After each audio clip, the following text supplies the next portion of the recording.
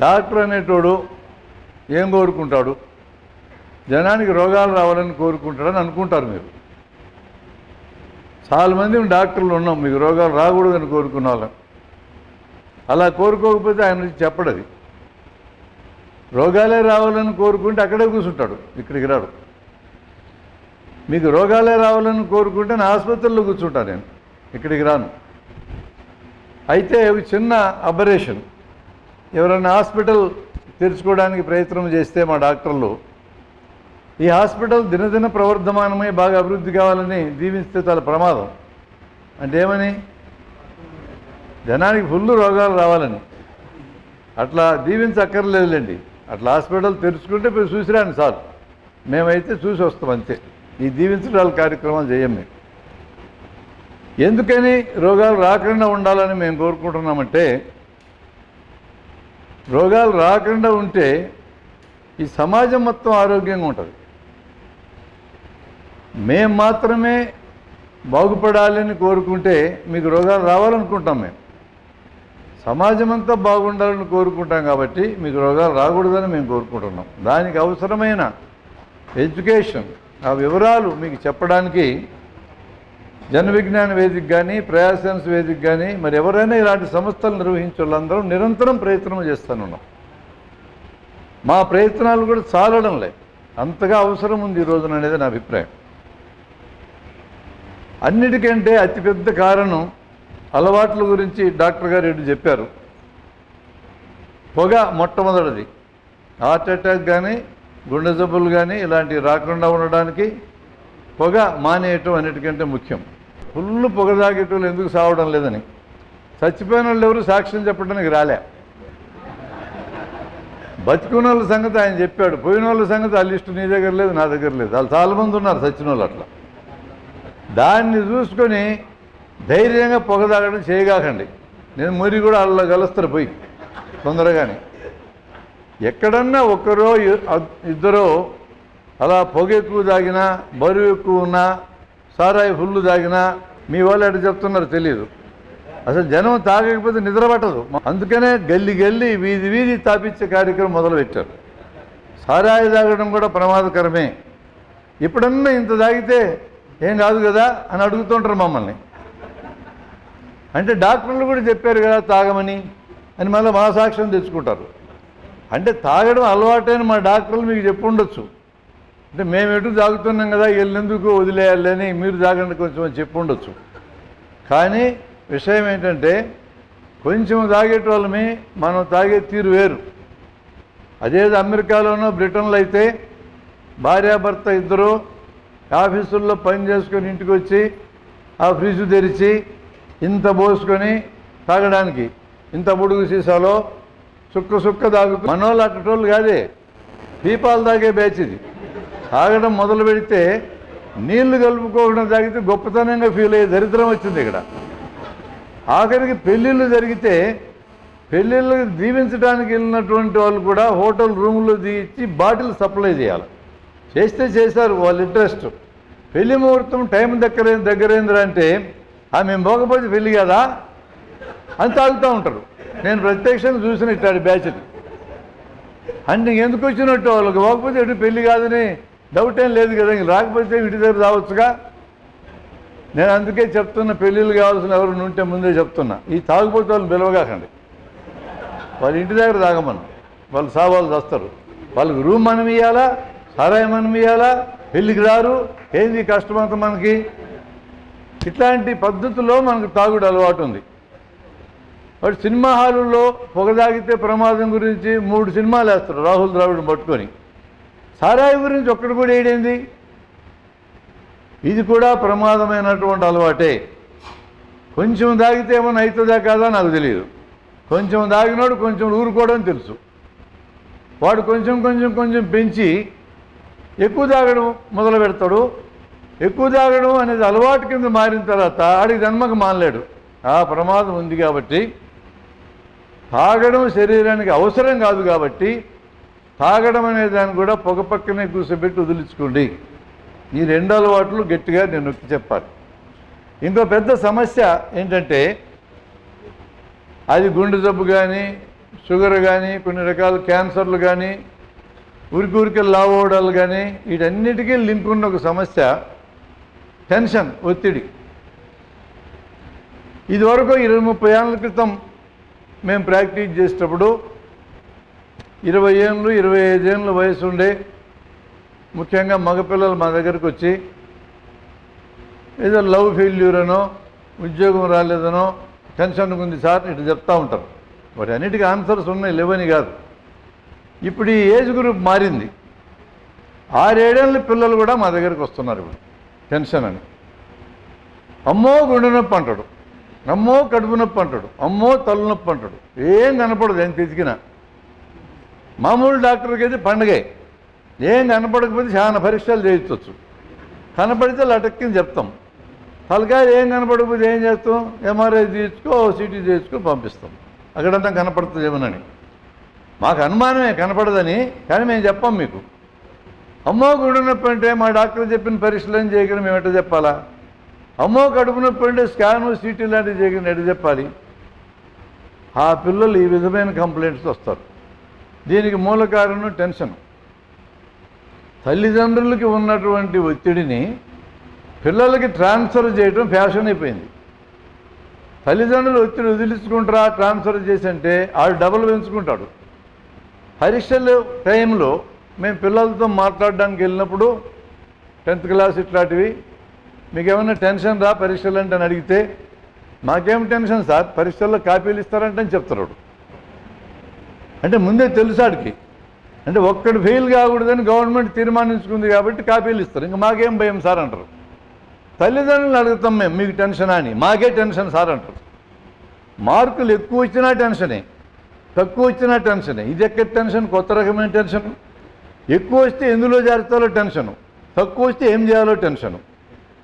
ఇన్ని రకాల టెన్షన్ తగిలించుకొని ఈ టెన్షన్ కారణంగా హార్ట్ అటాకులు తెచ్చుకుంటారు, బీపీలు పెంచుకుంటారు, షుగర్ జబ్బులు వస్తాయి.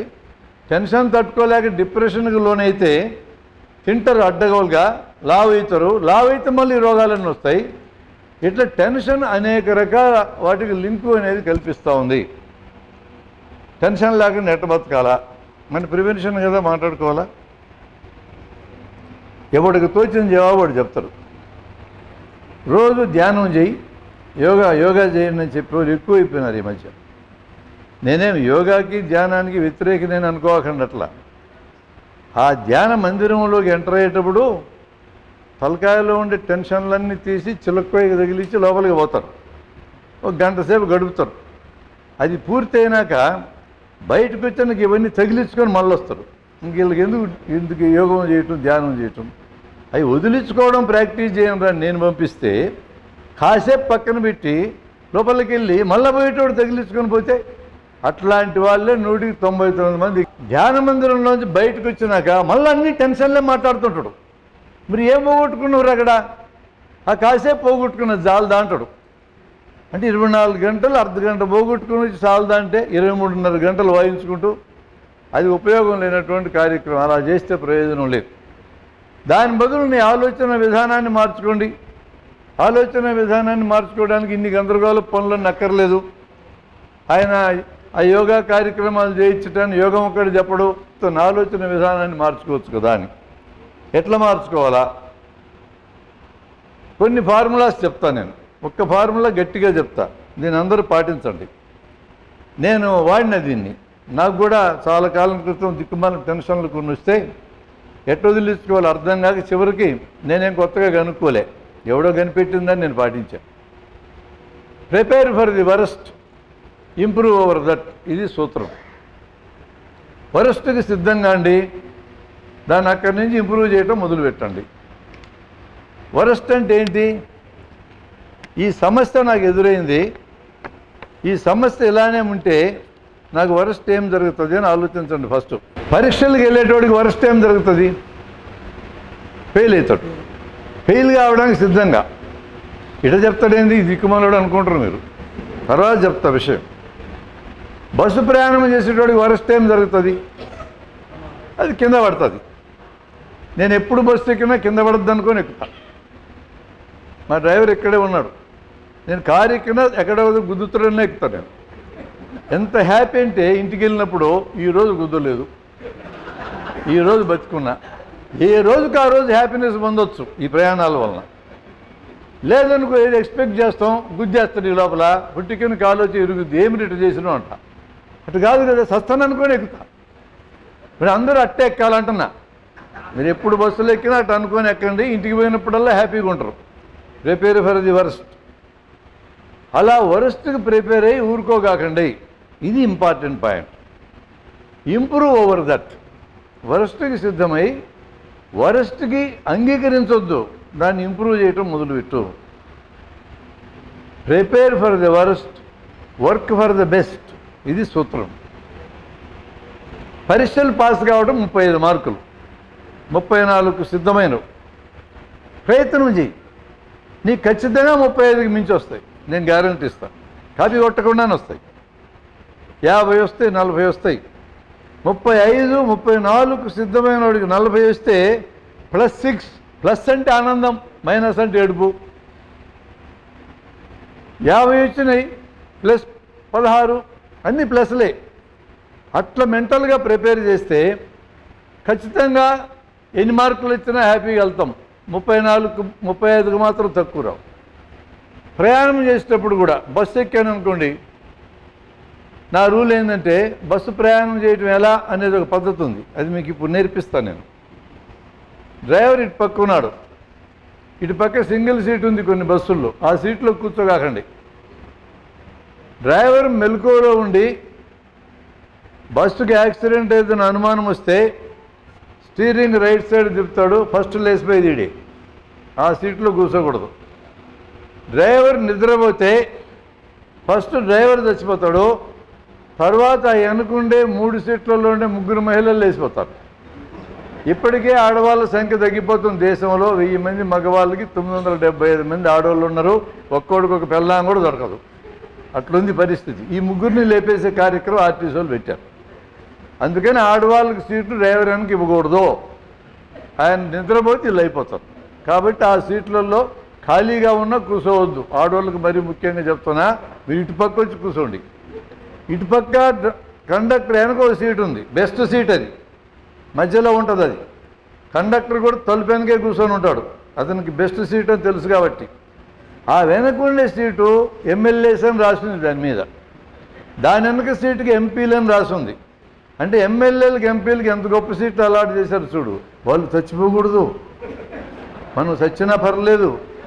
ఒక్కొక్క ఎంపీ కావాలంటే ఇప్పుడు 500-600 కోట్లు ఖర్చు అయింది ఎన్నికల్లో. ఎమ్మెల్యేలకే 100-200 కోట్లు ఖర్చు పెట్టినారు కర్ణాటకలో, అయినా నాటకం రక్తిగట్ల. అట్లాంటి సిచ్యువేషన్ వచ్చిన తర్వాత ఆ సీట్లలో వాళ్ళని కాపాడాలి, అందుకని అవి ఇచ్చారు. కాకపోతే నా ఆనందం ఏంటంటే మన ఎమ్మెల్యేలు ఎంపీలు ఆ సీట్లలో కూర్చోరు, అందువలన ఆ సీట్లు ఖాళీగా ఉంటాయి. బస్సు కదిలేదాకా ఆ సీట్లకి టికెట్లు ఇవ్వకూడదు, కాబట్టి పోయి కూర్చోండి. బెస్ట్ సీట్లు నిలబడాల్సి వస్తే కండక్టర్ దగ్గరే నిలబడండి, ఎట్టు పోవద్దు. ఆయన భరించలేడట్టు నిలబడితే, ముందుకు పోయి వెనక్కి పోయి తరుగుతూ ఉంటాడు. ఇట్లా పోయినట్టు పోండి, మళ్ళీ అక్కడికే రండి. కండక్టర్ దగ్గర కదలకూడదు. నేల మీద కూర్చోవలసి వస్తే కండక్టర్ సీటుకి చేయి తగిలిచ్చి కూర్చోండి. కుడిపక్క ఒకే ఒక్క సీటు మంచిది ఉంది, మధ్యలో ఉంటుంది అది, దానికి ఎర్ర రంగు కొట్టి ఉంటారు. ఆ సీట్లో కూర్చోవచ్చు. అంటే ఈ అన్నిటికంటే తక్కువ స్థాయి ఇదే అయినా కూడా కుడిపక్క అది ఒకటే మంచి సీటు, ఎమర్జెన్సీ ఎగ్జిట్ దాని పేరు. బస్సుకి ఏదన్నా అయితే దూకి వెళ్ళిపోవచ్చు. ఆ సీట్లో ఎవరో కూర్చొని ఉన్నారు, మరి ఇప్పుడేం చేయాలా? వాడి మీదకి వంగి ఎక్కనండి, వాడు లేచి యువతలకు వస్తాడు, నువ్వు అవతల కూర్చో. ప్రయాణం చేయటంలో ప్రమాదం ఉంటుంది. ఓకే, వరస్ట్కి సిద్ధమై ఎక్కుతాం, రైట్. బెస్ట్ ఏంటి అంటే ఇప్పుడు చెప్పిన పద్ధతి. ఈ పద్ధతులు పాటించడం ప్రతి చోట ఉపయోగించవచ్చు. అంబులెన్స్లో ప్రయాణం చేసేటప్పుడు కూడా ఇదే పద్ధతి ఉంది. దెబ్బ తగిలింది, అంబులెన్స్ ఎక్కించారు. తలకాయ డ్రైవర్ పక్క పెట్టాలన్నా తలకాయ వెనక వైపు పెట్టాలన్నా సమస్య వచ్చింది. అందరూ ఏమంటే అంబులెన్స్ ఎక్కించేటప్పుడు తలకాయ డ్రైవర్ పక్క పెడితే లెవెల్ ఉంటుంది కదా అని పెడతారు. ఇప్పుడు నేను చెప్తానండి, అంబులెన్స్కి యాక్సిడెంట్ అయిందనుకో, 100 కిలోమీటర్ల వేగంతో అంబులెన్స్ పోతుంది. ఎదురొచ్చే బండి 100 కిలోమీటర్ల వేగంతో వచ్చింది, 2 గుద్దుకున్నాయి. ఫస్ట్ డ్రైవర్ బుక్ అవుతాడు, నెక్స్ట్ ఇటు తలకాయలు వేసిపోద్ది. అదే తలకాయ వెనక్కుందనుకో పోతే పాయ బోడి కాళ్ళు వాడు ఎముకలోడికి ఇస్తే ఆడే బాగు చేస్తాడు, తలకాయ బతుకుంటుంది. వెనక నుంచి కుదిరితే తలకాయ పగులుతుంది కదా అని మీరు అంటారు. అదే 400 ఏళ్ళ న్యూటన్ చెప్పిన మహానుభావుడికి ఇప్పటికీ మనం నేర్చుకోలే. 100 కిలోమీటర్ల వేగంతో పోయే అంబులెన్స్ని 120 కిలోమీటర్ల వేగంతో వచ్చే బండి గుద్దాలి. అప్పుడు 120 - 100 = 20 కిలోమీటర్ల వేగం తల మీద పడే ఇంపాక్ట్. ఇటు వస్తే 100 + 100 200 కిలోమీటర్ల ఇంపాక్ట్ పెడితే తల పగిలేది ఖాయము. 20 కిలోమీటర్ల ఇంపాక్ట్ పెడితే తల పగలనే పగలదు. న్యూటన్ చెప్పిన సూత్రం ఇది. అంటే అప్లికేషన్ చెప్పాలి మరి పిల్లలకి, పాఠాల్లో చెప్తే బాగా అర్థమవుతుంది. అంబులెన్స్ ఎప్పుడు ఎక్కించినా తలకాయ వెనక పక్క పెట్టాలి. చిన్న పాయింటేగా ప్రిపేర్ ఫర్ ది వరస్ట్. అంటే అంబులెన్స్ కూడా యాక్సిడెంట్ అవుతుంది, అది worst. Improve for the best, వెనక వైపు తలకాయ పెట్టు. రైళ్లలో ప్రయాణం చేసేటప్పుడు సైడ్ బర్తులు వస్తే బండి ఎటుపక్క పోతే అటుపక్క తల పెట్టకూడదు, కాలు పెట్టాలి. రైలు ఏమన్నా గుద్దిందానికి ఎక్కడైనా తలకాయ అటుపక్క పెడితే తలకాయ పచ్చడవుతుంది, కాళ్ళు అటుపక్క పెడితే కాళ్ళు పోతాయి, తలకాయ మిగిలి ఉంటుంది. ఇట్లాంటి చిన్న చిన్న విషయాల్లో కూడా మనం ట్రైనింగ్ ఇవ్వాలి. Prepare for the worst everywhere. అప్పించాడు మా వేరే ఒకసారి ఒక ఆయనకి. ప్రిపేర్ ఫర్ ది వర్స్ట్ సూత్రం ఏంది? వాడు జన్మ కట్టడు, అది సూత్రం. ఆయన ఇచ్చేటప్పుడు వాడు కట్టడు అనుకొని ఇవ్వాలి. అటనే ఇవ్వాల్సింది అంటారు మీరు, అటనే ఇవ్వాల్సింది మరి అప్పించేటప్పుడు గట్టి ఇవ్వాలి. మరి అప్పులు ఇచ్చి వసూలు కాక పెన్షన్ పెంచుకున్న వాళ్ళు ఈ హాల్లో లేరు అనుకుంటున్నావా? నాకు తెలుసు అనుకుంటున్నావా? నాకు తెలుసు, అందుకనే మీకు చెప్తున్నా. అప్పులు ఇచ్చేటప్పుడు తిరిగి రావనుకొని ఇవ్వాలి. అన్నీ ఇట్లే ఉంటాయండి సూత్రాలు. ఒకసారి మీ ఆలోచన మీరు సవరించుకోండి, మీకు టెన్షన్ ఎక్కడి నుంచి వస్తుంది? ఇక టెన్షన్ ఫస్ట్ వదిలించుకోమనేది నా సూచన. ఇట్లా మనం చెప్పుకోవచ్చు అనేక లైఫ్ సంఘటనల్లో. ఇదిగో ఈ సందర్భంలో టెన్షన్ ఎట్లా వదిలించుకోవాలా, ఈ సందర్భంలో ఎట్లా, కౌన్సిలింగ్లో మనం చాలా నేర్పిస్తాం. శరీరానికి వ్యాయామం ఉండాలి. అన్నిటికంటే సింపుల్గా చేయగలిగే వ్యాయామం నడక. ఈ మధ్య మనకి సెడెంటరీ ఉద్యోగాలు, కదలకుండా చేసుకునే ఉద్యోగాలు ఇచ్చినాక కుర్చీలు అరిగిపోయేటట్టు కూర్చుంటున్నాం. అది ఒక గొప్ప వ్యవహారం అనుకుంటున్నాం. మన పిల్లలకు కూడా మంచి మార్కులు తెచ్చుకో, మంచి ర్యాంకు తెచ్చుకో, పెద్ద ఉద్యోగం సంపాదించుకో, కడుపులో చల్ల కదలకుండా బతకాలని అద్భుతంగా చెప్తున్నాం మనం. ఏ రిస్క్ లేకుండా బతకాలని. ఇంతకంటే బేవారస్ టీచింగ్ ఈ భూమి మీద లేదు. ఏ రిస్క్ లేకుండా ఎట్లా బతుకుతారండి జనం? రిస్కులు తీసుకోవాలా, రిస్కులను ఎదుర్కోవాలా, ఢీకొనాలా, బతకాలా, అది పద్ధతి. లైఫ్ అంటేనే రిస్క్, పుట్టడమే ఒక రిస్కు. రిస్క్ లేకుండా బతకాలనుకుంటున్న తల్లిదండ్రులు ఇంత ఘోరంగా. మీరు రిస్క్ పడే పెరిగినారు కదా. మా పిల్లలకి ఏ రిస్క్ వద్దనంటే రేపొద్దున మీరు చచ్చిపోయినాక ఇంక 20 ఏళ్ళు బతకాలి వాళ్ళు, అప్పుడు ఎవడు కాపాడాలి వీళ్ళని? అందుకని రిస్క్ను తీసుకోవడం, దాన్ని జయప్రదంగా ఎదుర్కోవడం, అయినా బతకడం నేర్పాలి. ఈ పద్ధతిలో నేర్పిస్తే ఈ రిస్క్ గురించి గొడవ రాదు. ఈ సెడెంటరీ లైఫ్ కుర్చీలకు అరిగేటట్టు బతికే పద్ధతి రాదు. అట్లాంటి జీవితమే గొప్ప జీవితం అని చెప్తా ఉన్నారు. అయినా మీరు ఏ రకమైన వృత్తి స్వీకరించినా నాకు అనవసరం. 1 గంట 24 గంటల్లో గంట నీది కాదు. అలా అనుకుంటే ఒక 10,000 ఎక్స్ట్రా బతుకుతారు. బ్రిస్క్ వాకింగ్, గబగబా నడవండి. ఎక్కడ నడవాలి? మెయిన్ రోడ్డు, లారీలు తిరిగే రోడ్డు నడవకూడదు. హైవే అస్సలు నడవకూడదు. మీ కాలనీలోని డొంక రోడ్లంతా నడుచుకోండి. అట్టాడిది కూడా దొరకకపోతే ఇంత మాత్రం హాల్ మీ ఇంట్లో ఉంటే హాల్లో నడుచుకోండి. నేను మా హాల్లోనే నడుస్తా. ఇప్పుడు గబగబ గబగబ తిరుగుతూ పిచ్చి పెట్టినోళ్ళలాగా. ఎవడు చూడగా ఎందుకంటే తిరుగుతాడు వీడు, ఇక్కడే రౌండ్ కొడతాడని ఎవడు అడగండి నన్ను. మీ ఇంట్లో తిరుక్కోండి హాల్లో. స్పీడ్గా నడవాలి. స్పీడ్గా నడవడం అంటే అక్కడ ఒక సూత్రం ఉంది. ఏదైనా స్ట్రెయిన్ ఇస్తే బాడీకి గుండె వేగం పెరుగుతుంది. గుండె వేగం ఎవరెవరికి ఎంతెంత పెరుగుతుందో ఒక లెక్క ఉంటుంది. దీన్ని టార్గెటెడ్ హార్ట్ రేట్ అంటారు. ఈ మనిషికి ఇంతవరకు గుండె వేగం పెరగలదో ఆ వేగం వచ్చేదాకా నడవాలి. ఆ నడక ఈ గంట సేపు నడిచే దాంట్లో ఒక 20 నిమిషాల నుంచి 25 నిమిషాలు ఉండాలి ఈ స్పీడ్ నడక.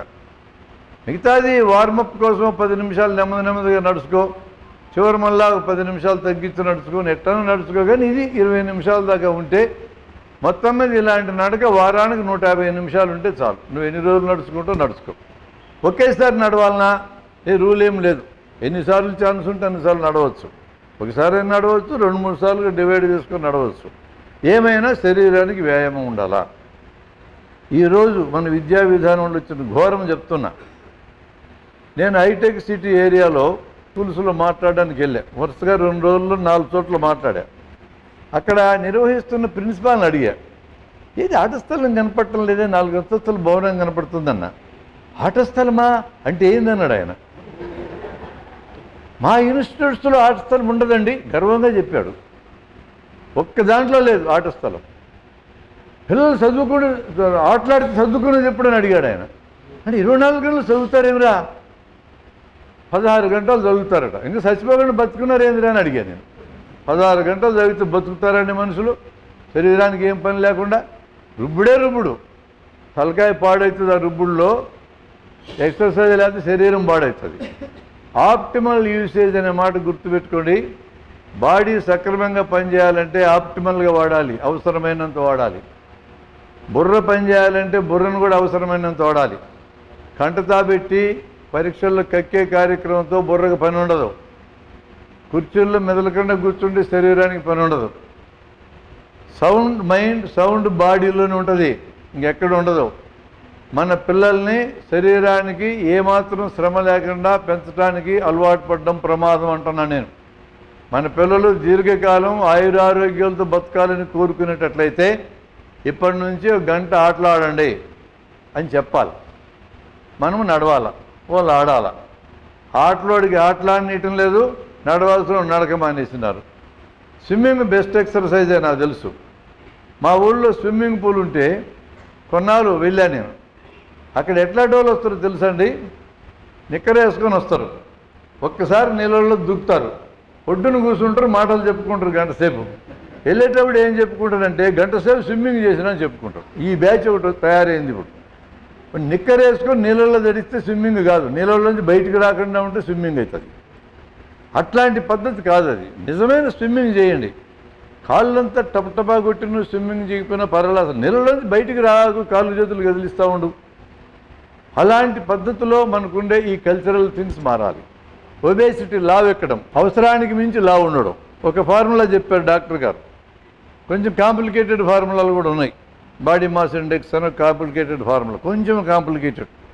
నువ్వు ఎంత బరువు ఉండాలి అని అంటే ఈ బాడీ మాస్ ఇండెక్స్ మన దేశం వాళ్ళకైతే 22 నుంచి 23 ఉండాలి, మ్యాక్సిమం 25 కంటే ఉండకూడదు. అది లెక్కేసి థియరీ ఏంటనంటే మీ బరువు కిలోల్లో లెక్కేసుకోండి, దాన్ని మీ ఎత్తు మీటర్లతో 2 సార్లు భాగించండి. 170 సెంటీమీటర్లు అన్నారనుకో 1.7 మీటర్లు. నీ బరువు 100 కిలోలు అనుకో, 100/1/7. ఆ వచ్చిందాన్ని మళ్ళీ 1/7తో భాగించండి. దీని పేరు బాడీ మాస్ ఇండెక్స్. అది 22.5, 23 కంటే మించి ఉండకూడదు మన దేశం వాళ్ళకి. ఆ ఫారిన్ వాళ్ళకి 25 దాకా వదిలేసినారు, మనంత రిస్కులు లేరని. ఆ లెక్క ఎవరికో వేసుకోవచ్చు. సన్నగా ఉంటే జబ్బులు రావని కాదు, లావుగా ఉన్న వాళ్ళు గ్యారెంటీకి జబ్బులు వస్తాయని. కనీసం 40 రకాల రోగాలు వస్తాయి లావుగా ఉంటే. ఈ 40 రకాల రోగాలు లావు తగ్గేటట్లయితే తగ్గుతూ వస్తాయి. ఈరోజు ఒబేసిటీ అనేది మన దేశంలో అతిపెద్ద సమస్య కింద మారింది. ఊబకాయము, స్థూలకాయం అనేది. దీన్ని ఎట్లా మనం తగ్గించాలి? సూత్రం చాలా సింపుల్ అండి, జన్మకి అమలు జరగదు, అంత సింపుల్ సూత్రం అది. ఆ సింపుల్ సూత్రం ఏంటంటే మీరు తినే ఆహారంలో పిండి పదార్థాలు తగ్గిస్తే, అంటే రైస్ తీసేసి దాని బదులు ఇంకేదన్నా తింటే, ఆ ఒక్క మార్పు చేస్తే నెలకి 3 కిలోలు తగ్గుతారు. 10 కిలోలు ఓవర్ వెయిట్ ఉన్న వాళ్ళు 3 నెలల్లో నార్మల్ అవుతారు. ఫార్ములా ఎంత ఈజీగా ఉండే, జన్మకి అమలు కాదని ఎందుకు అంటున్నానంటే దీని వెనక ఒక పెద్ద సూత్రం ఉంది. దీని పేరు సెట్ పాయింట్ ఫర్ ఫ్యాట్ అంటారు దీన్ని. మన శరీరంలో ఎంత ఫ్యాట్ ఉండాలో కొన్ని హార్మోన్ల కలయికతో నిర్ణయం జరుగుతుంది. జెనెటిక్స్ బ్యాక్గ్రౌండ్ ఉంటుంది. సెట్ పాయింట్ ఫర్ ఫ్యాట్ అంటే నీ శరీరంలో 10 కిలోలు ఫ్యాట్ ఉండాలంటే అది నిర్ణయిస్తూ ఉంటుంది. ఇది మనకి ఎవల్యూషన్లోంచి వచ్చింది. అంటే మానవ పరిణామ క్రమంలో ఒకానొక కాలంలో తిండి సరిగా దొరికేది కాదు. ఆ దొరకని కాలంలో ఆహారాన్ని శరీరంలో నిల్వ ఉంచుకోవడానికి ఫ్యాట్ రూపంలో, కొవ్వు రూపంలో నిల్వ ఉంచుకునే ప్రక్రియ స్టార్ట్ అయింది. కొవ్వుని ఏమి తగ్గిస్తుంది, బాడీ అట్లే ఉంచుకుంటూ ఉంటుంది. దేనైనా కరిగిస్తుంది కానీ దాన్ని దాచుకుంటుంది. ఆ కొవ్వు ఎంత దాక్కుని ఉండాలనేది జెనెటిక్గా నిర్ణయం జరుగుతుంది. మనం ఎంతో కష్టపడి ఓ 10 కిలోలు తగ్గితే శరీరానికి ఒళ్ళు మండిపోద్ది. ఈ ఫ్యాట్ సెట్ పాయింట్ అనే దానికి ఒళ్ళు మండి, కొడుకా నువ్వు ఎట్ట బరువు తగ్గుతావురా, తమాషగా ఉందిరా అని అడుగుతుంది అది. అవి తగ్గుతా నా ఇష్టం అంటావు నువ్వు, నీ ఇష్టం కుదరదిడా, మాకు ఇక్కడ హార్మోన్లు మస్తున్నాయిడా, మేమందరం కలిసి కూడవలుకున్నాం, మళ్ళీ పెరుగుతో సస్తవా అంటది. 6 రోజులు శ్రమపడి తిండి తగ్గించి అబ్బా తగ్గిన 3 కిలోలు అనుకుంటే 7వ రోజు ఫ్రెండ్ పిలిచో ఒక అలిమాల డిన్నర్ పెడితే అడ్డగోలుగా తిని ఒక్కరోజు తిని మళ్ళీ మామూలు అవుతుంది. ఈ అనుభవం ఎంతమందికి లేదు లావు ఉన్న వాళ్ళకి చెప్పండి. మీకు సూత్రం తెలియకనా బరువు తగ్గలేకపోవడం, మీ బాడీలో ఒక సెట్ పాయింట్ ఉండేది, మీకేం సూత్రం తెలిసినది మాట అంటంలా. మరి కొంతమంది తగ్గుతున్నారు కదా, అది చెప్తా నేను. మీ ఓవర్ వెయిట్ 10 కిలోల కంటే ఎక్కువ లేకుండా ఉంటే, రెండవది చిన్నపిల్లలు ఓవర్ వెయిట్గా మారి ఉంటే, ఈ 2 రకాల కేసెస్లో 5 నుంచి 10 మంది వరకు గట్టిగా ప్రయత్నం చేస్తే బరువు తగ్గే అవకాశం ఉంది. మిగతా వాళ్ళందరూ ఫెయిల్ అయ్యే ఛాన్స్ ఉంది. ఫెయిల్ అవుతారని నేనేం గ్యారెంటీ ఇవ్వడంలో అయ్యే ఛాన్స్ ఉంది.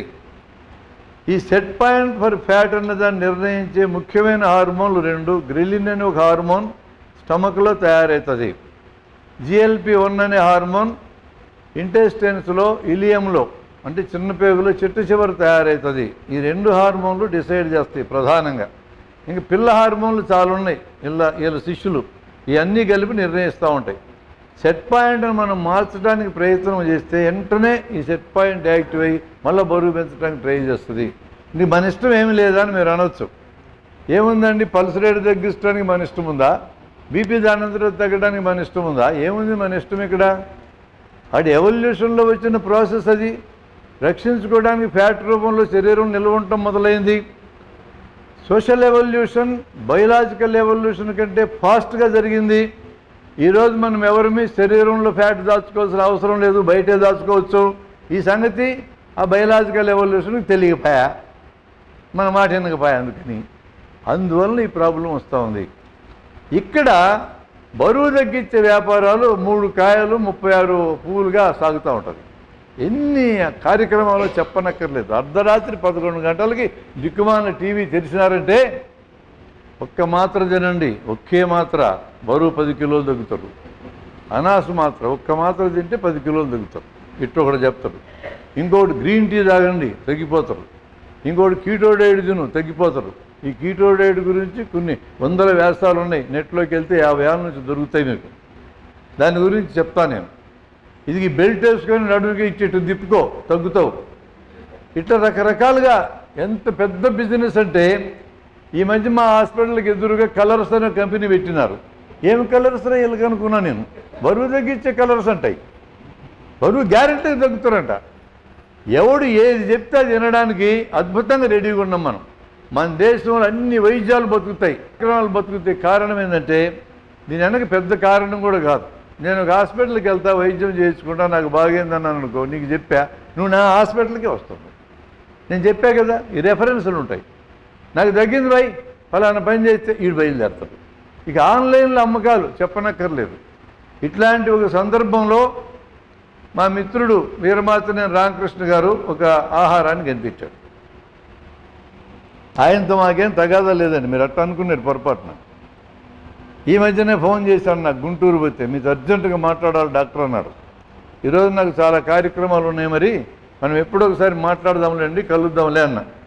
ఆయన మాట్లాడదాం అనుకుంది ఎందుకంటే, నన్ను కన్విన్స్ చేసి జన విజ్ఞాన వేదిక ద్వారా దేశమంతా, మళ్ళీ ఫ్రెండ్స్ అందరూ ఉన్నారుగా, ప్రయాసెన్స్ వేదికలు, జన చైతన్య వేదిక, ఇట్లాంటి వీళ్ళందరికీ చెప్పించి వీరమాచినేని గారి ఆహారం చాలా గొప్పదని మేము కూడా ప్రచారం చేయాలని ఆయన కోరిక. నేను ఇది నెరవేర్చినందుకు ఒక పోస్టింగ్ నా మీద పెట్టాడు, 10 నిమిషాల పోస్టింగ్. ఆయన, మీరు జన విజ్ఞాన వేదికలు ఏం చేస్తున్నారండి 30 ఏళ్ళ నుంచి, ఏం చేస్తున్నారు, ఇట్నే ఏం చేస్తున్నారు, చేయాలి మీరు, నేను నాన్ మెడికల్ పర్సన్ని, నేనే చేస్తుంటే మీరేం చేస్తున్నారు అని నన్ను దబాయిచ్చాడు. నా పని అది, ఆహారం సంగతి నువ్వు చెప్తివి, అది కరెక్ట్ కదా, నువ్వు కదా చెప్పాలా, నన్ను అడుగుతుంది అని నేను అడిగా. నేను అడిగినందుకు నా మీద కోప్పడి ఇట్టు అన్నాడు ఆయన. మనం 2 మాటలు మాట్లాడుకుందాం ఆయన గురించి కూడా. కీటో డైట్ అంటే అర్థం ఏంటి?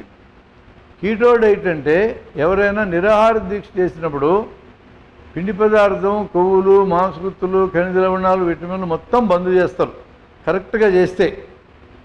రాత్రిపూట ఫుల్ బీకొచ్చి పగలు చేస్తే అది చేయరు. ఈ మధ్య ఇట్లాంటి నిరాహార దీక్షాపరులు తయారైనారు. నిజమైన నిరాహార దీక్ష పొట్టి శ్రీరాములాగా చేస్తే ఏం తినరు. శరీరంలో పిండి పదార్థాలు ఆపేయగానే ఏం జరుగుతుంది? లివర్లో గ్లైకోజన్ ఉంటుంది, మజిల్లో గ్లైకోజన్ ఉంటుంది. ఇవి 2 ఫస్ట్ కరిగిపోతాయి. అది అయిపోయినాక ఏం జరుగుతుంది? ఫ్యాట్స్ దగ్గరికి వెళ్ళదు బాడీ, అక్కడ కాపలా కాస్తుంది సెట్ పాయింట్. ముందు మజిల్స్ కరగడం మొదలవుతుంది. మజిల్స్ కొంతమేర కరిగినాక ఇంక కరగడానికి ఎక్కువ లేదులే, వీళ్ళు వదిలే అంటది. అప్పుడు పోతుంది ఫ్యాట్ దగ్గరికి. ఫ్యాట్ ముందు కరగదో, గ్లైకోజన్ అంతా అయిపోయినాక మజిల్ని దెబ్బతీసిన తర్వాత అక్కడికి వెళ్తుంది. కానీ మనం ఫ్యాట్ కరగాలి, మజిల్ కరగకుండా ఉండాలి అంటే 2 మార్గాలు ఉన్నాయి. 50 కిలోలు బరువు ఉండే మనిషికి రోజుకి 50 గ్రాములు ప్రోటీన్ కావాలి. ఈ ప్రోటీన్ తింటూ ఉంటే, మజిల్స్కి పని ఉండడానికి రోజు గంట ఎక్సర్సైజ్ ఉంటే ఇప్పుడు బాడీ మజిల్స్ దగ్గరికి రాదు. ఈ 2 చేస్తే. ఈ 2 చేయకపోతే ఫస్ట్ మజిల్ మీద దెబ్బతీసి తర్వాత ఫ్యాట్ దగ్గరికి వెళ్తుంది. కాబట్టి మీరు బరువు తగ్గాలనుకున్న వాళ్ళు ఏ రకమైన డైట్ మీరు ఫాలో అయినా ఎక్సర్సైజ్ మానకూడదు, ప్రోటీన్ కూడా మానకూడదు. మరి మా రామకృష్ణ గారు గోరు చిక్కుడుకాయలు తినగాకు, ఇక ఇంకో రకమైన చిక్కుడుకాయలు లాంటి ఒక 4-5 రకాలు తినొద్దని నా దగ్గర లిస్ట్ ఉంది. చిక్కుడుకాయల్లో ప్రోటీన్ ఉంటుంది కదా, అదేం పాపం చేసింది అటు చెప్పాడు ఆయన. చిక్కుడుకాయలు లాంటి వాటిలో విటమిన్లు ఉంటాయి కదా, నువ్వు మల్టీవిటమిన్ తినమని మళ్ళీ చెప్తున్నావు కదా, ఇక్కడ విటమిన్లు నీకేమీ నొప్పి అయింది? చిక్కుడుకాయలు మినరల్స్ ఉంటాయి కదా, మినరల్స్ తినడానికి నీకేం అభ్యంతరం వచ్చింది? ఇందులో పీచు పదార్థం ఉంటుంది కదా, సుఖంగా విరేచనం చేయాలంటే పీచు కావాలి కదా, మరి పీచు తింటే నీకేం అభ్యంతరం వచ్చింది? ఆయన చెప్పే ఆహారాల లిస్ట్ అంతా చదవండి, నెట్లోకి వెళ్తే మస్తు దొరుకుతాయి. ఇట్లాంటి కొన్ని కూరగాయలు తినొద్దని చెప్పాడు. అవి ఎందుకు తినొద్దని చెప్పినాడో మాకెవరికి అర్థం కాల. ప్రయోజనం ఉంటే తినొద్దని ఎందుకు చెప్పావు? ప్రోటీన్ తినకపోతే ప్రోటీన్ కరిగిపోతుంది, పిండి పదార్థాలు ఆపేసినప్పుడు. ఇది ఇంపార్టెంట్ పాయింట్. అందుకని ఆ డైట్లో ఉన్న ప్రాబ్లం అది, ఒక ప్రాబ్లం అది. అట్లాంటి ప్రాబ్లమ్స్ 6-7 ఏరినాం మేము స్టడీ చేసి. పాల మీద ఉన్న మీగడ తినకూడదు అన్నాడు. ఈ మీగడని కూరలు వేసుకొని తినొచ్చంట. ఏం తేడా వస్తుంది? రాసినాడు. అది ఇది మీగడ ఒకటే కదా. ఇట్లాంటివి 6-7 ఉన్నాయి. ఇవన్నీ ఎవడు తేల్చాలా? నాకేం పని అండి? జన విజ్ఞాన వేదికడికి నేను ఎందుకు తెలుస్తా? ప్రపోజ్ చేసింది నువ్వు తెలుసు. నీ ఆహారం తప్పని చెప్పాల్సిన అవసరం నాకేమొచ్చింది? నా ఆహారం కరెక్ట్ నువ్వు చెప్పుకో, నువ్వు ప్రూవ్ చేసుకో. అది వదిలేసి నా మీద పడ్డడు నువ్వెందుకు చెప్పవని. నేను చెప్పను. నేను ఎందుకు చెప్తా? నేను చెప్పను అన్న. నువ్వు చెప్పుకో, నీ పని నువ్వు చెప్పుకో, నీది కరెక్ట్ నువ్వు చెప్పుకో. ఇది ఒకటి. తర్వాత ఇంకో పాయింట్, రోజుకు 100 గ్రాములు కొబ్బరి నూనె తాగన్నాడు.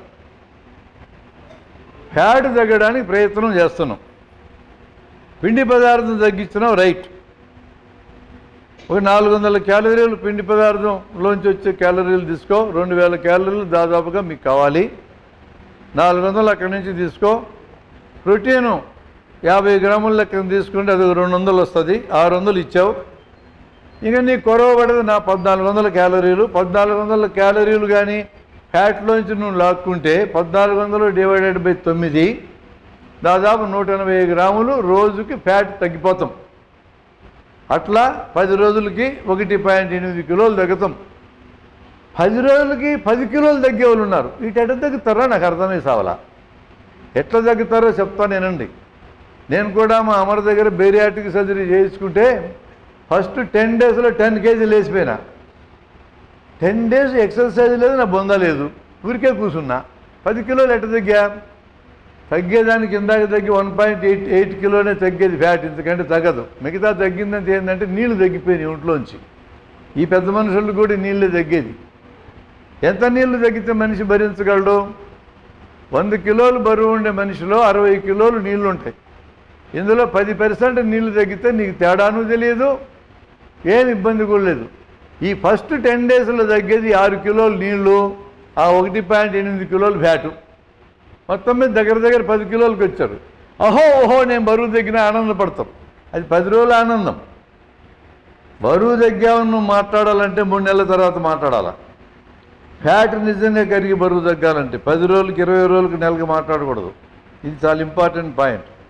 శరీరంలో నీళ్లు తగ్గడం ద్వారా తగ్గిన బరువు శాశ్వతం కాదు, మరలా నీళ్ళు వచ్చేస్తాయి.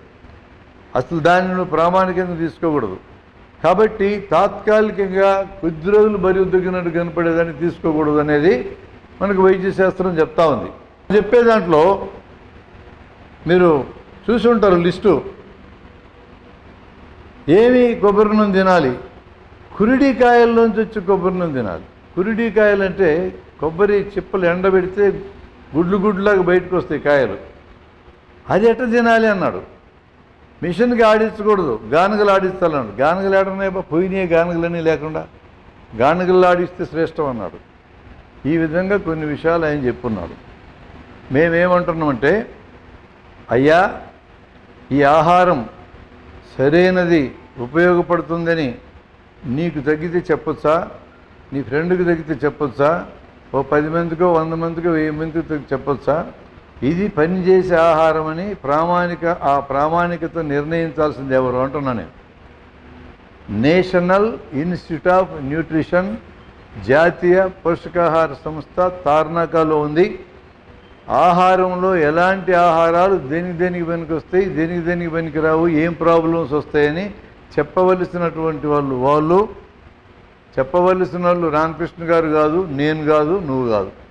ఒక 10 మంది డాక్టర్లు టెస్టిమోనీ ఇస్తే దాన్ని టెస్టిమోనీగా తీసుకోవడానికి వీలు పడదు. జాతీయ పోషకాహార సంస్థ వాళ్ళు సర్టిఫై చేయాలి. అంటే మనం ఏం చేయాలంటే, రామకృష్ణ గారు తన వైద్యాన్ని, తన ఆహారాన్ని లక్షల మంది, కోట్ల మంది వాడుతున్నారని చెప్పాడు. కాబట్టి కోట్ల మంది నీ చేతిలో ఉన్నప్పుడు నువ్వు డిఫరెంట్ వేరియబుల్స్తో, అంటే 10 కిలోలు ఎక్కువ ఉంటే ఎంత తగ్గినారు, 20 కిలోలు ఎక్కువ ఉంటే ఎంత తగ్గినారు, 30 కిలోలు ఎక్కువ ఉంటే ఎంత తగ్గినారు, ముసలోళ్ళు అయితే ఎంత తగ్గారు, వయసు వాళ్ళు అయితే ఎంత తగ్గారు, పిల్లోళ్ళు అయితే ఎంత తగ్గారు, జబ్బులు షుగర్ ఉన్నోళ్ళు ఎంత తగ్గారు, బీపీ ఉన్నోళ్ళు ఎంత తగ్గారు, ఇట్లా రకరకాల వేరియబుల్స్తో లక్షల మంది నీ దగ్గర శాంపుల్స్ ఉన్నారు కదా, రకరకాల వేరియబుల్స్తో నువ్వు ప్రయోగాలు నిర్వహించి ఈ వేరియబుల్స్ని ఫిక్స్ చేసి double blind studies, triple blind studies చేసి దాంట్లో వచ్చిన రిజల్ట్స్ని అంతా నువ్వు కాగితం మీద రాసి ఈ కాగితాన్ని NIM వాళ్ళకి ఇవ్వండి. ఇతర సైంటిస్టులకి ఇచ్చి ఇది ప్రామాణికత ఎంత ఉందో పరీక్ష చేస్తారు. ఎక్కడైనా సైంటిఫిక్ రీసెర్చ్ ఇట్టే జరుగుతుంది. వారు రామకృష్ణ గారు నా మీద మాట్లాడేటప్పుడు డబుల్ బ్లైండ్ ట్రిపుల్ బ్లైండ్ ఏంటంటే ఇంకా ఏంది అని అన్నాను. నన్ను అదేంది అట్లా మాట్లాడుతావు, అది ప్రామాణికమైన పద్ధతి కదా, నువ్వు అట్లెందుకు మాట్లాడుతావు, అసలు దీన్ని తేల్చాల్సింది NIM వాళ్ళు కదా, నువ్వెందుకు ఆ బాధ్యత తీసుకున్నావు? నేను డాక్టర్ని కాదు, నాకేం తెలియదు అంటూ, తెలియకపోతే ఎవడు చెప్పన్నాను నిన్ను? డయాబెటీస్ పోతుంది, షుగర్ పోతుంది, బీపీ పోతుంది, మాయమైపోతుంది, కీళ్ళ నొప్పులు పోతాయి, ఆర్థరైటిస్ పోతుంది, థైరాయిడ్ ప్రాబ్లమ్స్ గాయబ్ అని చెప్తున్నావు కదా. రోగాలు పోతాయని నువ్వు చెప్పినందుకు నేను అడుగుతున్నా. నువ్వు రోగాల సంగతి మాట్లాడకుండా నేను చెప్పిన ఆహారంగా తీసుకుంటే బరువు తగ్గుతారా, మీ ఇష్టమైతే చేయి, లేకపోతే లేదంటే నేను ఎందుకు మాట్లాడతా? నువ్వు రోగాల గురించి మాట్లాడిన కారణంగా మేము మాట్లాడాల్సి వస్తుంది. వీటిని ప్రామాణికతను సాధించాల్సింది నేషనల్ ఇన్స్టిట్యూట్ ఆఫ్ న్యూట్రిషన్ వాళ్ళకి పేపర్ను ప్రజెంట్ చేయాలి. ఏం పేపర్లు అండి, నో పేపర్స్ అని అంటున్నాడు. అది అట్ట మాట్లాడుతావు, ఇది పద్ధతి కాదు. ఈ పద్ధతి కాదని నేను నా వీడియోలో పెట్టా, 2 వీడియోల్లో. పద్ధతి కాదని చెప్తేనే అంత నా మీద ఇరుసగపడితే నేను ఇంక ఇది లాభం లేదు లేని చీఫ్ జస్టిస్కో లెటర్ రాశా, ఉమ్మడి హైకోర్టు చీఫ్ జస్టిస్కి. అయ్యా మీరు కల్పించుకోండి, ఇక్కడ ఒక ఆహారం వచ్చింది మా దేశంలోకి, మా ఆంధ్రదేశంలోకి, తెలంగాణకు కూడా వచ్చిందంట.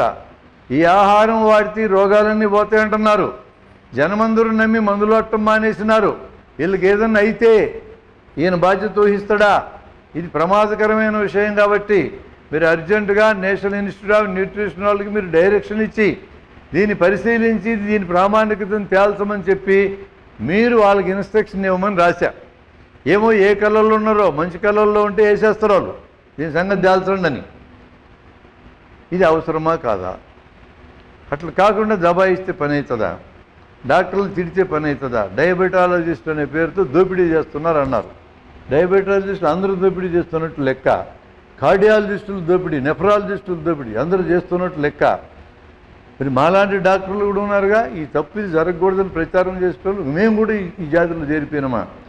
ఇట్లాంటి సమస్యలు బోల్డ్ అన్నీ ఈరోజు సృష్టించబడ్డాయి. నేను సేవ చేస్తూ ఉంటే మీరందరూ అడ్డుకుంటారండి. మేమేం అడ్డుకున్నాం? నువ్వు సేవ చేయడానికి మాకేం అభ్యంతరం? సేవ చేయండి, హక్కు ఉంది కదా సేవ చేసేది. మీ ఆహారం పనిచేస్తుందని ప్రూవ్ చేయండి, మేమందరం ప్రచారం చేస్తాం. నువ్వు ప్రూవ్ చేయకుండా దబాయించొద్దు, చిటికలేసి చెప్పొద్దు అని మేము కోరుతున్నాం ఆయన. చిటికలేసి అయిపోద్ది, 10 days డయాబెటీస్ అయిపోద్ది, 5 daysలో పోతుంది షుగర్ జబ్బు. ఇట్లా మాట్లాడకూడదు, ఇది బాధ్యతయుతమైన ప్రవర్తన కాదు అంటున్నాం. ఒక నెఫ్రాలజిస్ట్ ఇంటర్వ్యూ చేస్తే అతనే చెప్తున్నాడు, మీరు ఇటు కీటో డైట్ కానీ తీసుకునేటట్లయితే బాడీలో కీటోన్ బాడీస్ తయారవుతాయి, acidic acid, gamma butyric acid, acetone తయారవుతాయి. ఇవి కానీ సర్క్యులేషన్లు ఎక్కువ తిరిగితే, వీటిని కూడా వాడుకోవడం బాడీ నేర్చుకుంటుంది, కానీ సర్క్యులేషన్లు ఎక్కువ తిరిగితే కిడ్నీస్ దెబ్బతినే అవకాశం ఉందనంటే అసలు ఈ పుయ్యాగాడి వీడికేం తెలియదన్నట్టు చూస్తున్నాడు ఆయన. ఇది పద్ధతి అంటున్నా. నేను ఇప్పుడే సురేంద్రబాబు అని మా మిత్రుడు ఒకరితో మాట్లాడా. నాకు ఆ వీడియోస్ పంపండి డాక్టర్, మనం ఒక వేదిక నిర్ణయిద్దాం. ఈ వేదికలో ఆయన సంధానకర్తగా ఉంటాడు, ఆయనేమో వాది, నేను ప్రతివాదిని, ఎన్ఐఎన్ వాళ్ళు జడ్జిలు, వీళ్ళని పట్టుకొచ్చి కూర్చోబెట్టి తేల్చుకుందాం దీని సంగతి అన్నాడు. తేల్చుకుందాం సార్, లేకపోతే చాలా ప్రమాదంగా ఉందని చెప్పాను నేను. అయ్యా, ఎవరికైనా ఏదైనా కొత్త విషయాన్ని ప్రతిపాదించే హక్కుని నేను నిరాకరించడంలా, దానికి ఒక పద్ధతి ఉంటుంది. దాన్ని మెథడ్ ఆఫ్ సైన్స్ అంటారు. మెథడ్ ఆఫ్ సైన్స్ పాటించకుండా ఎవరు ప్రతిపాదించకూడదు. ఈరోజు బరువు తగ్గుతాయని చెప్పబడి బోలెడన్ని వైద్యాలు, బోలెడన్ని ఏ రకమైన మెథడ్ ఆఫ్ సైన్స్ని పాటించకుండా ఇష్టం వచ్చినట్టు ప్రతిపాదిస్తున్నారు, డబ్బు చేసుకుంటున్నారు. ఎక్కువ బరువు ఉన్నటువంటి వాళ్ళకి కానీ, ఫ్యాట్ సెట్ పాయింట్ పై లెవెల్లో ఫిక్స్ అయినటువంటి వారికి కానీ గత 20 ఏళ్లలో ప్రూవ్ అయినటువంటి ఒకే ఒక వైద్యం బేరియాట్రిక్ సర్జరీస్. నేను వాళ్ళకి రికమెండ్ చేయడానికి చెప్పడంలా, అది మాత్రమే గ్రెలిన్ అనే హార్మోన్ని, GLP-1 అనే హార్మోన్ని అదుపు చేసి ఫ్యాట్ సెట్ పాయింట్కి బలం లేకుండా చేస్తుంది. అదొక్కటి ఇప్పటికి ప్రూవ్ అయినటువంటిది. అందులో ప్రాబ్లమ్స్ ఉండొచ్చున్నాయి కాదన్నాం. స్లీవ్ గ్యాస్ట్రెక్టమీ చేస్తే 100కి 30 మంది మళ్ళీ బరువు ఎక్కే అవకాశం ఉంది. ఇలియర్ ఇంటర్పోజిషన్ ఆపరేషన్ చేస్తే 100కి 5 నెమ్మదిగా బరువు ఎక్కే అవకాశం ఉంది, కొన్ని ఆహార సూత్రాలు పాటించకపోతే. కొన్ని ఆహార సూత్రాలు అన్ని చోట్ల ఉంటాయి, కానీ అస్సలు బరువు తగ్గడం చేతగానటువంటి వాళ్ళకి 30 కిలోలో, 40 కిలోలో, 100 కిలోలో తగ్గాలంటే ఆ సర్జరీ తప్ప నీకు ఉపయోగపడదు. ఇప్పుడు తాత్కాలికంగా బరువు తగ్గినాం అనుకునే వాళ్ళు బోల్డ్ అంతమంది మళ్ళీ బరువు ఎక్కే ప్రమాదం అయితే ఉన్నది. ఒక దీర్ఘకాలం, ఒక 6 నెలలు, సంవత్సరం, 5 ఏళ్ళు, 10 ఏళ్ళు ఈ ఆహారాన్ని ప్రయోగం చేసి రిజల్ట్స్ వచ్చి చెప్పాల్సిన చోట అటువంటి బాధ్యతయుతమైన ప్రవర్తనకి వెళ్లకుండా తగ్గుతాయి అంతేనండి అని చెప్పి దబాయించడం కరెక్ట్ పద్ధతి కాదనేది నా మనవి. ఇది ఒబేసిటీ గురించి, అంటే బరువు తగ్గాలి దాని సారాంశం. ఆయన చెప్పినట్టు తగ్గుతారంటే మీ ఇష్టం, మీరు ఆ రిస్క్ తీసుకుంటామంటే తీసుకోండి, నేను ఎందుకు కాదంట. నా ఆహారం నా ఇష్టం అని అంటే నేను కాదంటనా? రిస్కులు వస్తే నువ్వే తీసుకో, ప్రామాణికం కాలేదనేదే నేను చెప్పగలను మీకు. ఇక ఆహారానికి సంబంధించిన మరికొన్ని నియమాలు. గుండెపోటుకు సంబంధించి ఖచ్చితంగా ఉప్పు తగ్గించాలి. కాయకష్టం చేసుకునేటోడికి 4 నుంచి 4 గ్రాములు ఉప్పు కావాలి రోజుకి. సెడెంటరీ లైఫ్ ఉన్న మనకి 1.5 నుంచి 2 గ్రాములకు మించి అక్కర్లేదు. అంటే మజ్జిగలు వేసుకున్న ఉప్పు బంద్ చేయొచ్చు. ఈ డైనింగ్ టేబుల్ మీద ఉప్పు తీసేసి సరిపోద్ది, ఆ కూరలు లేదు కాస్త వేసుకోండి అయిపోద్ది.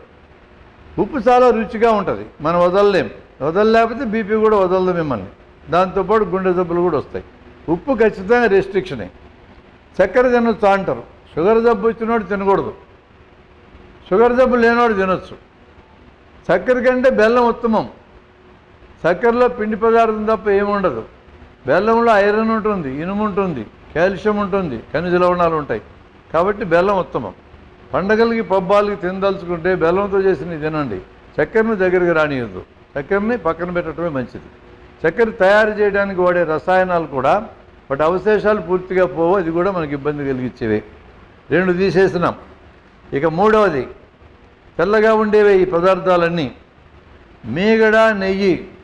ఇది ఖచ్చితంగా ఫ్యాట్ పెరగడానికి తోడ్పడతాయి. ఫ్యాట్ తగ్గించడానికి ఫ్యాట్తోనే నేను వైద్యం చేస్తాను. ఆయన ఏమంటున్నాడంటే ఫ్యాట్ని కొట్టేస్తా అంటున్నాడు. బరువు తగ్గడం చాలా లేట్ అవుతుంది. బరువు తగ్గుతారు నెమ్మదిగా, కానీ లేట్ అవుతుంది. ఫ్యాట్ తొలగించడానికి చేసే వైద్యంలో ఫ్యాట్ ఇవ్వడం ఏమాత్రం సహేతుకం కాదు. ఈ నెయ్యి, వెన్న ఇవన్నీ రుచిగా ఉంటాయి. అవన్నీ తింటూ బరువు తగ్గుతున్నప్పటికీ చాలా ఆకర్షణీయంగా ఉంటుంది నినాదం. ఆకర్షణీయమైన నినాదం. అన్నీ తినుకుంటూ బరువు తగ్గుతుంటే ఎంత హ్యాపీ. అందుకని జనం పోతున్నారు తండోపతండాలుగా. నా అభిప్రాయం అన్నీ తినండి బరువు తగ్గుతారు. మేమేమో ఏమి తినగాకంటుంటే దరిద్రులమే. నువ్వు నెయ్యి తినగాకు, నూనె తినగాకు, మిగడు తినగాకండి. ఇంత రుచిగా ఉండే మానేయమంటే మా మాట ఎట్లా నచ్చితే మీకు, కానీ వాటిని మాత్రం తగ్గించాల్సిందే. తర్వాత చివరిది రైస్. తెల్లగా తల మెరిచే రైస్ 1 గ్రాము ఎక్కువ తిన్నా అది ఫ్యాట్ అవుతుంది. 1 గ్రాము ఎక్కువ తిన్నా కూడా. ఈ తెల్లగా తల మెరిచే రైస్తో ఉన్న ఇబ్బంది ఏంటంటే రైస్ పైనుండి పొర మొత్తం లేచిపోతుంది, తౌడులోకి వెళ్తుంది. తౌడు తినే గేదెలు బలంగా ఉంటాయి, రైస్ తినే మనం బలంగా ఉండం. గేదెల కోసం వచ్చిన బియ్యం ఇదంతా, మన కోసం వచ్చింది కాదు. బ్రౌన్ రైస్ తినొచ్చు. రాగులు, కొర్రలు, సజ్జలు, ఆరికలు, వరుగులు అన్నీ మ్యూజియం ఫుడ్స్ అయినాయి. అవి దొరికితే తినొచ్చు మీరు. మా చిన్నతనంలో అన్నీ తిన్నాం, ఇప్పుడు దొరకవు, మ్యూజియంలో దొరుకుతాయి. కానీ ఎక్కడన్నా పండిస్తున్నారు, అవి తెచ్చుకొని తినొచ్చు. ఆ మార్పు గోధుమ, రాగి, వరిగ, జొన్న, సజ్జ ఇటువంటి మార్పు ఒకటి చేసుకోగలిగితే రైస్ కాకుండా, that it self will reduce 3 kg per month అంటున్నాను నేను. మీరు ఇంకేం ప్రయత్నాలు చేయక్కర్లేదు. ఈ ఒక్క ప్రయత్నంతో మార్పు వస్తుంది. ప్రత్యక్షంగా చూస్తున్నాం. కాకపోతే ఆ మార్పును సస్టైన్డ్గా నిలబెట్టుకోగలమా లేదనేదే ఇంపార్టెంట్. అలా నిలబెట్టుకోలేని పరిస్థితి వస్తే మాత్రం వేరే ఆపరేషన్ లాంటి ప్రక్రియలకు వెళ్ళాల్సి వస్తుంది. అందరికీ అవసరం కాకపోయినా కూడా అదొక పద్ధతి అవుతుంది చివరికి. కాబట్టి ఆహారంలో ఈ చిన్న జాగ్రత్తలు అనేవి తీసుకోవాలి. ఇవి మనకు సంబంధించిన జాగ్రత్తలు. ఇందాక డాక్టర్ గారు చెప్పిన బీపీ ఉంటే బీపీని తగ్గించుకోవాలి. షుగర్ ఆల్రెడీ వచ్చి ఉంటే షుగర్ని అదుపు చేసుకోవాలి. ఒక బ్యూటీ ఏంటంటే ఓవర్ వెయిట్ ఉన్నటువంటి వాళ్ళు ఒక 10 కిలోలు బరువు తగ్గగానే బీపీ, షుగరు తగ్గడం మొదలవుతాయి. నువ్వు ఆప్టిమల్ వెయిట్కి రాగానే, అవసరమైన వెయిట్కి రాగానే చాలామందికి రెంటికి మందులాడే అవసరం కూడా తగ్గిపోతుంది. నువ్వు ఉండాల్సినంత బరువుకి వచ్చినాక. ఎక్కువ మందికి ఇది సాధ్యమే. కొద్దిమందికి మాత్రం మందులు తగ్గిస్తే నార్మల్ కారు, ఖచ్చితంగా మందులు వాడాల్సి వస్తుంది. వాళ్ళు ఎవరు అనేది చెప్పాల్సింది మాత్రం డాక్టరే. ఎవరికోరు నిర్ణయాలు తీసుకోవడం కుదరదు ఇక్కడ. ఎందుకంటే మన శరీరం దాన్ని దారి తెప్పిస్తే మనం చచ్చిపోయే ప్రమాదం ఉంది కాబట్టి. కానీ వెయిట్ రిలేటెడ్గా, అంటే బరువు ఎక్కడం రిలేటెడ్గా వచ్చినటువంటి షుగర్, బరువు పెరిగినందుకు వచ్చినటువంటి బీపీ, బరువు నార్మల్ అయితే నార్మల్కి వచ్చే అవకాశం అయితే ఉన్నది. ఆ అవకాశం వాడుకుందాం. ఈరోజు క్లెయిమ్ ఏంది, 10 కిలోలు నా రోగులు తగ్గగానే అందరికీ బీపీ, షుగర్ పోయింది అని రామకృష్ణ గారు చెప్తున్నారంటే నిజమే, పోతుంది. 10 కిలోలు తగ్గితే ఎందుకు తగ్గదు? ఇంక చిట్ట ఇంకొక మాట చెప్పి వదిలేస్తా. ఎట్టు డాక్టర్ గారు హార్ట్ అటాక్ గురించి మొదలెట్టినారు కాబట్టి, తెల్లవారుజామున 4 గంటలకి గుండెల్లో మంటను ఒక ఆయన నిద్రలేస్తాడు. తెల్లవారుజామున నిద్రలేసేంత మంట ఎందుకు వచ్చిందని ఆలోచించాలి మీరు. నిద్రను లేపేంత మంట వస్తే ఇది గ్యాస్ట్రిక్ ట్రబుల్ కాదు, అది ఖచ్చితంగా హార్ట్ అటాక్ అని అనుమానించాలి నువ్వు. నాకు తెలిసిన వాళ్ళే, వైద్యం డిపార్ట్మెంట్లో ఉన్న వాళ్ళే కనీసం 5-6 తెల్లవారుజామున గుండెల్లో మంట వస్తే గ్యాస్ట్రిక్ అనుకుని నిర్లక్ష్యం చేసి చచ్చిపోయిన వాళ్ళు ఉన్నారు. డాక్టర్ గారికి కూడా బోల్డ్ అంతమంది తెలుసు. తెల్లవారుజామున వచ్చే మంటని నిర్లక్ష్యం చేయకూడదు. నిద్ర మెలకు వచ్చేంత మంటని నిర్లక్ష్యం చేయకూడదు. ఎప్పుడైనా ఈ మంట ఎలా క్యారెక్టర్ ఉంటుందో చూడండి. మంటలాగా రావచ్చు, బరువు ఎత్తినట్టు రావచ్చు, బిగదీసినట్టు రావచ్చు. ఈ 3 రకాలుగా వస్తుంది హార్ట్ పెయిన్ అనేది. హార్ట్ పెయిన్ స్ట్రెయిన్ అయితే వస్తుంది. హార్ట్ అటాక్ రెస్ట్లో వస్తుంది. ఎక్కువ సందర్భాల్లో రెస్ట్లో వస్తుంది. నిద్రపోతున్నాడు, రెస్ట్లో ఉన్నాడు, నిద్ర లేచిందంటే ఇది హార్ట్ పెయిన్ కాదు, హార్ట్ అటాక్. దీంతో పాటు చెమటలు పట్టడం కానీ, వాంతి కావడం కానీ, తెలియకుండా మూత్రం పోవడం కానీ, తెలియకుండా విరేచనానికి వెళ్ళడం కానీ, 4 పాయింట్లు. వీటిల్లో ఏ 2 కలిసి ఉన్నా నువ్వు ఖచ్చితంగా అనుమానించాలి ఇది హార్ట్ అటాక్ అని. నొప్పి ఇట్లా పెడతారు చెయ్యి, ఒక్క ఏళ్ళతో ఇటు చూపిస్తే గుండె నొప్పి కాదు. ఊపిరి పీల్చినా వదిలినా నొప్పి పెరగడం తరగడం జరిగితే గుండె నొప్పి కాదు. ఇటుపక్క చెప్తే 10,000 మందిలో ఒకటి ఉండదు, ఇటుపక్క హార్టు. అటు చెప్తే కూడా గుండె నొప్పి కాదని లెక్కేసుకోవచ్చు మనం. దవడకు పైన బొడ్డు కింద వస్తే గుండె నొప్పి కాదు. ఏది గుండె నొప్పి కాదో పబ్లిక్ తెలియాల్సిన అవసరం ఉంది. దీనికి కారణం ఏంటంటే మా దగ్గరికి గుండె నొప్పి అని వచ్చేవారిలో ఎక్కువ మంది ఈ బ్యాచే. చురుక్ చురుక్ అని అంటాడు, ఇటు నొప్పి అంటాడు. వీళ్ళందరూ మమ్మల్ని పోషించడానికి వచ్చే గ్యాంగ్ ఇది. ఖచ్చితంగా ఈసీజీ తీయకుండా మేము మాట్లాడలేం, ఎక్స్రే తీయకుండా మాట్లాడలేం. మాకు ముందే తెలుసు వీడికి రోగం లేదని, కానీ తీయించాల్సింది. ఏం పరీక్ష చేయకుండా రోగం లేదంటే నీకు అనుమానం వస్తుంది నా మీద, నీకు వస్తుందేమో అనుమానం అని నాకు అనుమానం వస్తుంది. అందుకని నేను ఖచ్చితంగా తీయిస్తాను. పరీక్షలు చేయించకుండా నీకు రోగం లేదనడానికి చాలా ధైర్యం కావాలి. డిసీజ్ బర్డెన్ అనే కన్సెప్ట్ ఉంది. దేశంలో ఉన్న 125 కోట్ల మందికి ఏడాదికి ఎన్ని రోగాలు వస్తాయి అని లెక్కేస్తే 125 కోట్ల మందికి ఒక్కసారి జలుబు వస్తే 125 కోట్ల రోగాలు, 2 సార్లు పొడి దగ్గు వస్తే 250 కోట్ల రోగాలు, ఒక 5-10 కోట్ల మందికి హార్ట్ అటాక్ వస్తే 5-10 కోట్లు, ఒక 20 కోట్ల మందికి షుగర్ వస్తే 20 కోట్లు. ఇట్లా లెక్కేయాలి. రేరుగా వచ్చే రోగం 1000 మందికి వస్తే +1000. ఇట్లా వేసిన టోటల్ లెక్కలో 100కి 90 రోగాలకి వైద్యం అక్కర్లేదో. ఇది మీకు తెలియడం చాలా అవసరం. ఇట్లాంటి బ్యాచ్ ప్రతిరోజు 4-5 నా దగ్గరికి వస్తారో. ఇవి 4 కేటగిరీలు ఉంటాయి. మొదటి category simple disease which merits no treatment. Viral fever, వైరస్తో వస్తుంది, 4-5 రోజులు ఉంటుంది, ఒళ్ళు నొప్పులు ఉంటాయి, తలకాయ నొప్పి ఉంటుంది, ఏం చేయక్కర్లా. మహా అయితే ఒక పారాసిటమాల్ బిల్లు వేసుకో తలకాయ నొప్పి పోతుంది. 4 రోజుల దాకా ఇది ప్రమాదకరమైన జబ్బని డాక్టర్ల చుట్టూ తిరగక్కర్లేదు అండర్ నార్మల్ కండిషన్స్. ఏ జ్వరమైనా ప్రమాదకరమని చెప్పడానికి కొన్ని పాయింట్స్ ఉంటాయి, అవి విడిగా మాట్లాడుకుందాం. 99% ఏముండదు. కానీ విచిత్రం ఏంటంటే వీళ్ళందరూ మా దగ్గరికి వస్తారు.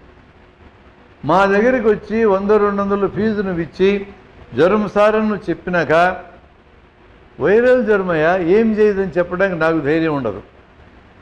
ఏం పరీక్ష చేయకుండా ఎట్లా చెప్తావు సార్ అంటాడు ఆయన. అందుకని నేను అన్ని పరీక్షలు చేయిస్తాను. అన్నీ చేయించినా కూడా నీకు మందులు రాయకుండా పంపిస్తే ఏ మందులు రాయాలా, పైసలు ఎందుకు ఇవ్వాలి నీకు అంటావు. అందుకని ఏదో ఒక మందునే రాసిస్తా. మా మందుల షాపుకి పని దొరుకుతుంది, పరీక్షలు చేయిస్తే మా ల్యాబ్కి పని దొరుకుతుంది. ఏదైనా ఆపరేషన్ లాంటివి చేయాల్సిన అవసరం కనపడదనుక మాకు పొరపాటున అది కూడా చేయిస్తాం. మా ఆపరేషన్ సామాగ్రి తయారు చేసే కంపెనీలకు పని దొరుకుతుంది.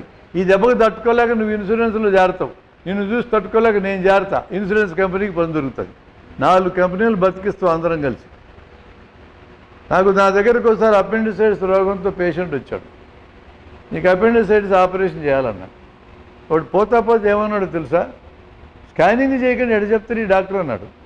రా అని పిలిచిన, స్కానింగ్ తీసుకొని 300 కట్టించుకున్నా. ఇప్పుడు నీకు అపెండిసైటిస్ చేయించుకున్నా. అప్పుడు చేయించుకున్నాడు. ఇట్లా జనం మారడానికి కారణం వాళ్ళు కాదు, మేమే కారణం. మేము ఇవన్నీ నేర్పించిన వాళ్ళకి ఒక క్రమ పద్ధతిలో నేర్పించాం. వైద్యం విధానమే దరిద్రం అయిపోయింది. ఈ గవర్నమెంట్ హాస్పిటల్ బాధ్యత తీసుకొని జనం ఆరోగ్యానికి పూచిపడవచ్చు కదా. ఈ కార్పొరేట్ ఆసుపత్రులు పెరగాల్సిన అవసరం ఉందా? గవర్నమెంట్ స్కూళ్ళన్నీ బాధ్యతయుతంగా పనిచేయచ్చు కదా. కార్పొరేట్ స్కూల్ బతకాల్సిన అవసరం ఉందా? ఈరోజు రైతులు చస్తున్నారంటే 3 లక్షల మంది. వాళ్ళ అప్పుల్లో ప్రధానమైన కారణం వైద్యము, విద్యే. ఏం అనుమానం లేదు నాకు. ఈ రెంటిని ఎందుకు జాగ్రత్త తీసుకోరు? నేనే ఒక గవర్నమెంట్ డాక్టర్ని అయితే నాకు గవర్నమెంట్ జీతం ఇస్తుంది, మీ అందరి దగ్గర వసూలు చేసి. వాడు నీకేం రోగం లేదు వెళ్ళరాని ధైర్యంగా చెప్పగలను కదా. నేను ప్రైవేట్ డాక్టరే, నేను 100-200 ఇప్పించుకున్న తర్వాత కదా నేను ఇరుకుని పడ్డా. నేను ఈ డాక్టర్ ఇట్టట్టు చెప్తాడని ఆ సిచ్యువేషన్ పోవాలంటే జనమందరూ ఆలోచించాల్సిన అవసరం ఉంది. ఇవి చిన్న రోగాలు ఒక గ్రూపు. ఇంకొక గ్రూప్ ఉంది అసలు రోగమే కాదు, మా దగ్గరికి వస్తాడు. కడుపు నొప్పి సార్ అంటాడు. ఏమైందా అంట, రాత్రి ఫ్రెండు పెళ్ళుంటే కొంచెం అట్లా తిన్నా. అంత ఎవడు తినమన్నారా నేను, ఊరికే దొరికిందని. ఒక పూట మానేయి, కడుపు ఖాళీ అవుతుంది, బాగవుతుంది. Correct answer. ఈ ఆన్సర్ నేను చెప్పలేను. ఏం పరీక్ష చేయకుండా చెప్తాడు ఇది అంటాడు. అందుకు పరీక్షలు చేయిస్తాను. మీరు ఇరుకుని పడుతున్నారు. ఇవి రోగాలే కావు, ఇంకా కొన్ని రోగాలు ఉన్నాయి. చిన్న చిన్న రోగాలు, అవి పెరగవు, తరగవు. చర్మం కింద లైపోమా ఉంటుంది, ఇంత గడ్డ. 4-5 ఉంటాయి. వస్తాడు, ఏం సారీ లైపోమా, ఏం చేయాలి సార్, తీసేసుకుంటా. ఎందుకురా తీసేసుకుంటే ఒళ్ళంతా ఘాట్లు అయితే, ఇంటికి వెళ్ళిపో, ఉంటే లేంట నచ్చదాలకి. తీసేయంటే ఊరుకుంటామా? తీసేస్తాం, ఊరికే చేస్తామా? మేము డబ్బులు తీసుకుంటాం. అసలు ఈ రోగాలకు వైద్యం అక్కర్లేదు, అవి పెరగవు తరగవు. ఇక 4వ రోగం నేను స్టార్టింగ్లో చెప్పా, టెన్షన్తో వచ్చే రోగాలు 40 రకాల రోగాలు ఇవి. ఈ 4 బేసిక్గా మన అదుపులో ఉన్నాయి. ఇట్లాంటి రోగాలకి 90% రోగాలకి గ్రామాల్లో అంతరం వేసినా, మంత్రం వేసినా, దిష్టి తీసినా, ముడుపు కట్టినా, తాయెత్తు కట్టినా గ్యారంటీగా తగ్గుతాయి. కారణం అవి రోగాలు కాదు కాబట్టి. చదువుకున్నటువంటి వాళ్ళు రేకి, ప్రాణిక్ హీలింగు, మ్యాగ్నెటిక్ థెరపీ, రంగురాళ్ళ నుంగరం, ఈ పెద్ద బ్యాచ్ ఉంది. చదువుకున్న వాళ్ళకి ఇదొక బ్యాచ్, చదువులేళ్ళకి అదొక బ్యాచ్. వీళ్ళకి కూడా గ్యారంటీగా తగ్గుతాయి. ఎందుకని? రోగాలు కాదు కాబట్టి. మీకు కోపం వస్తే నేను చెప్తే హోమియో వాడినా కూడా తగ్గుతాయి. ఎందుకని? హోమియోలో సైడ్ ఎఫెక్ట్సే ఉండవు, ఎఫెక్టే ఉండదు, సైడ్ ఎఫెక్ట్ కూడా ఉండదు. హోమియో తెల్లగులుగులు మీకు అనుమానం వస్తే హోమియో వాళ్ళ దగ్గరికి వెళ్ళి కోపడద్దండి. హోమియో డాక్టర్లు నా మీద తిరగబడగాకండి. నేను 36 పేజీల ఆర్టికల్ రాసిన, చదివి నాతో కొట్లాడండి. అందులో ఏం తప్పు ఉంటే నాకు చెప్పండి, మీకు కావాలంటే పంపిస్తా. నేను దాన్ని స్టడీ చేసి చెప్తున్నా. వాళ్ళ మీద నాకేం కోపం, వాళ్ళు నా మిత్రులే. ఆ వైద్య విధానం ప్రమాదకరంగా ఉంది. Homeo care international, positive homeopathy ఏం అడ్వర్టైజ్మెంట్లు ఇస్తున్నారు? తగ్గని రోగమే లేదు. క్యాన్సర్ దగ్గర నుంచి పిల్లలు పుట్టేదాకా హోల్ మొత్తం వాళ్ళే చేసి పడేస్తున్నారు. ఎంతలో ధైర్యంగా అడ్వర్టైజ్మెంట్లు ఇస్తున్నారు. ఈ దేశంలో లెజిస్లేషన్లు ఏమైనాయి? Drugs and magic remedies act ఏమైంది? నిద్రపోతా ఉంది. 1954లో తయారైంది కదా, మరి నిద్ర రాదా? అటు నిద్రపోతుంది చట్టం. దాంట్లో 2 ప్రిన్సిపల్స్ ఉన్నాయి హోమియోలో. ఆర్గనాన్ అనే వాళ్ళ పుస్తకంలో రాసింది, నేను చదివా. సిమిలీ సూత్రం మొదటిది. అంటే ఒక మందు వాడితే ఒక మనిషికి ఏం రోగ లక్షణాలు వస్తాయో అదే రోగ లక్షణాలకి మందు వాడితే తగ్గుతాయి. అది సూత్రం. ఈ సూత్రం ఆధారంగా మా ఊళ్ళో హోమియో స్టోర్కి వెళ్ళి 100 రూపాయలు ఇచ్చి 10 రోగాలకి మందులు కొనుక్కున్నా. ఈ మందులు పొరపాటున కలిస్తే ఏం చేయాలని అడిగా. మరి ఎరిముఖంలాగా కలిస్తే విడదీయడానికి లేదన్నాడు ఆయన.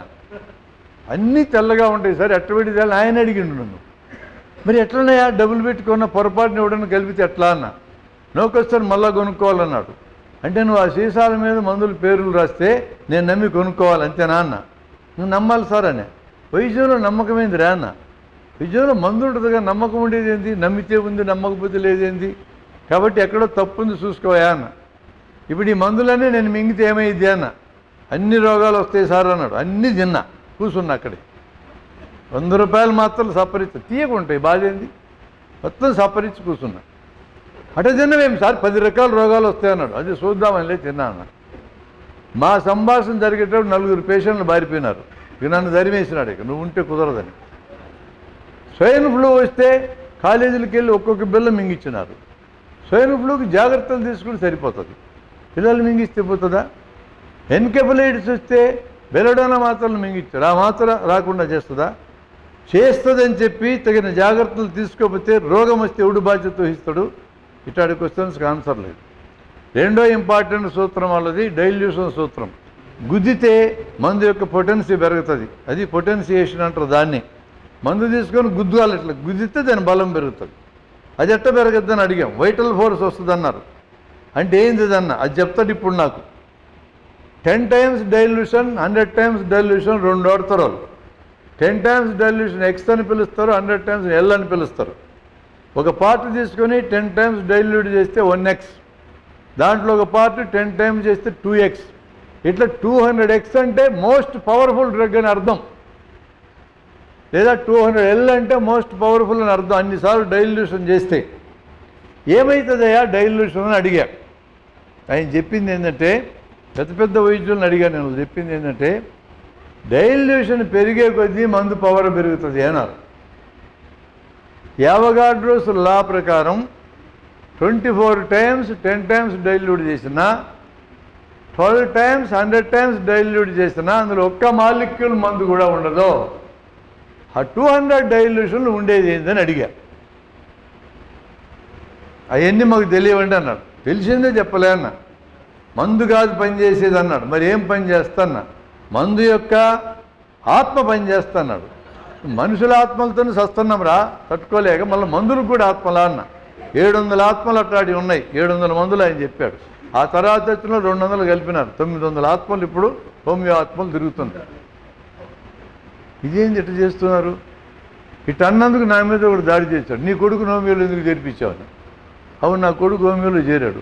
చేర్చేటప్పుడే హోమియో నేర్చుకోవాలని చెప్పి చేర్పించారు. నువ్వు హోమియో చదువు, పరీక్ష పాస్గా బయటికి రా, నీకు ఆపరేషన్లని నేను నేర్పిస్తారా రా అన్న. నేను ఎంబీబీఎస్ సీట్ కొనగలిగే స్థితిలో లేను, అందుకని అదైతే 90,000 పోయి చేరిపోరా అన్న. ఏదో డిగ్రీ చేతిలో ఉంటే బతకొచ్చు కదా ఈ దేశంలోని. కానీ ఆడు ప్రాక్టీస్ చేయడానికి వచ్చేటప్పటికి ఎంబీబీఎస్ని కూడా పని చేసుకొని ఇటంలా మాకు కూడా ముసలం పెట్టినారు. ఇంక వాడేం చేస్తాడు పాపం, నాకు వైద్యం అంతా ఏమవుతుంది వదిలేస్తా పో అన్నాడు. వదిలేసినాడు. నేను హోమియోలో చేరింది మా నాన్నకుండా కాదు, నేనే చేరిన, బుద్ధి లేక అని రాసినాడు వాడు. ఇట్లాంటివన్నీ మాట్లాడితే ఏం లాభం? సబ్జెక్టు మాట్లాడు నాతో. నీ కొడుకు చేరలేదు, ఆడి కొడుకు చేరలేదు కాదు కదా మిత్రులారా. అందుకనే ఏ వైద్య విధానమైనా అది ఎంత గొప్పదని క్లెయిమ్ చేసుకున్నా, studies, blind studies, double blind, triple blind లాంటి స్టడీస్ ఉండి ఒక్క మందు మార్కెట్లోకి రావాలంటే 8 నుంచి 12 ఏళ్ళు రీసెర్చ్ జరుగుతుంది. ఈ పద్ధతిలో జరిగి బజార్లోకి రావాలి. కానీ జస్ట్ లైక్ దట్ ఇది పని చేస్తుంది, ఇది పని చేస్తుంది క్లెయిమ్ చేస్తే గల్లిబుల్ పీపుల్, అమాయకులుగా ఉండే జనం వాళ్ళు వీటన్నిటిని ఎదుర్కోలేరు. వాళ్ళ జీవితాలతో ఆటాడుకోవడం అవుతుంది. దిస్ టైప్ ఆఫ్ థింగ్ ఎవరు చేయకూడదు.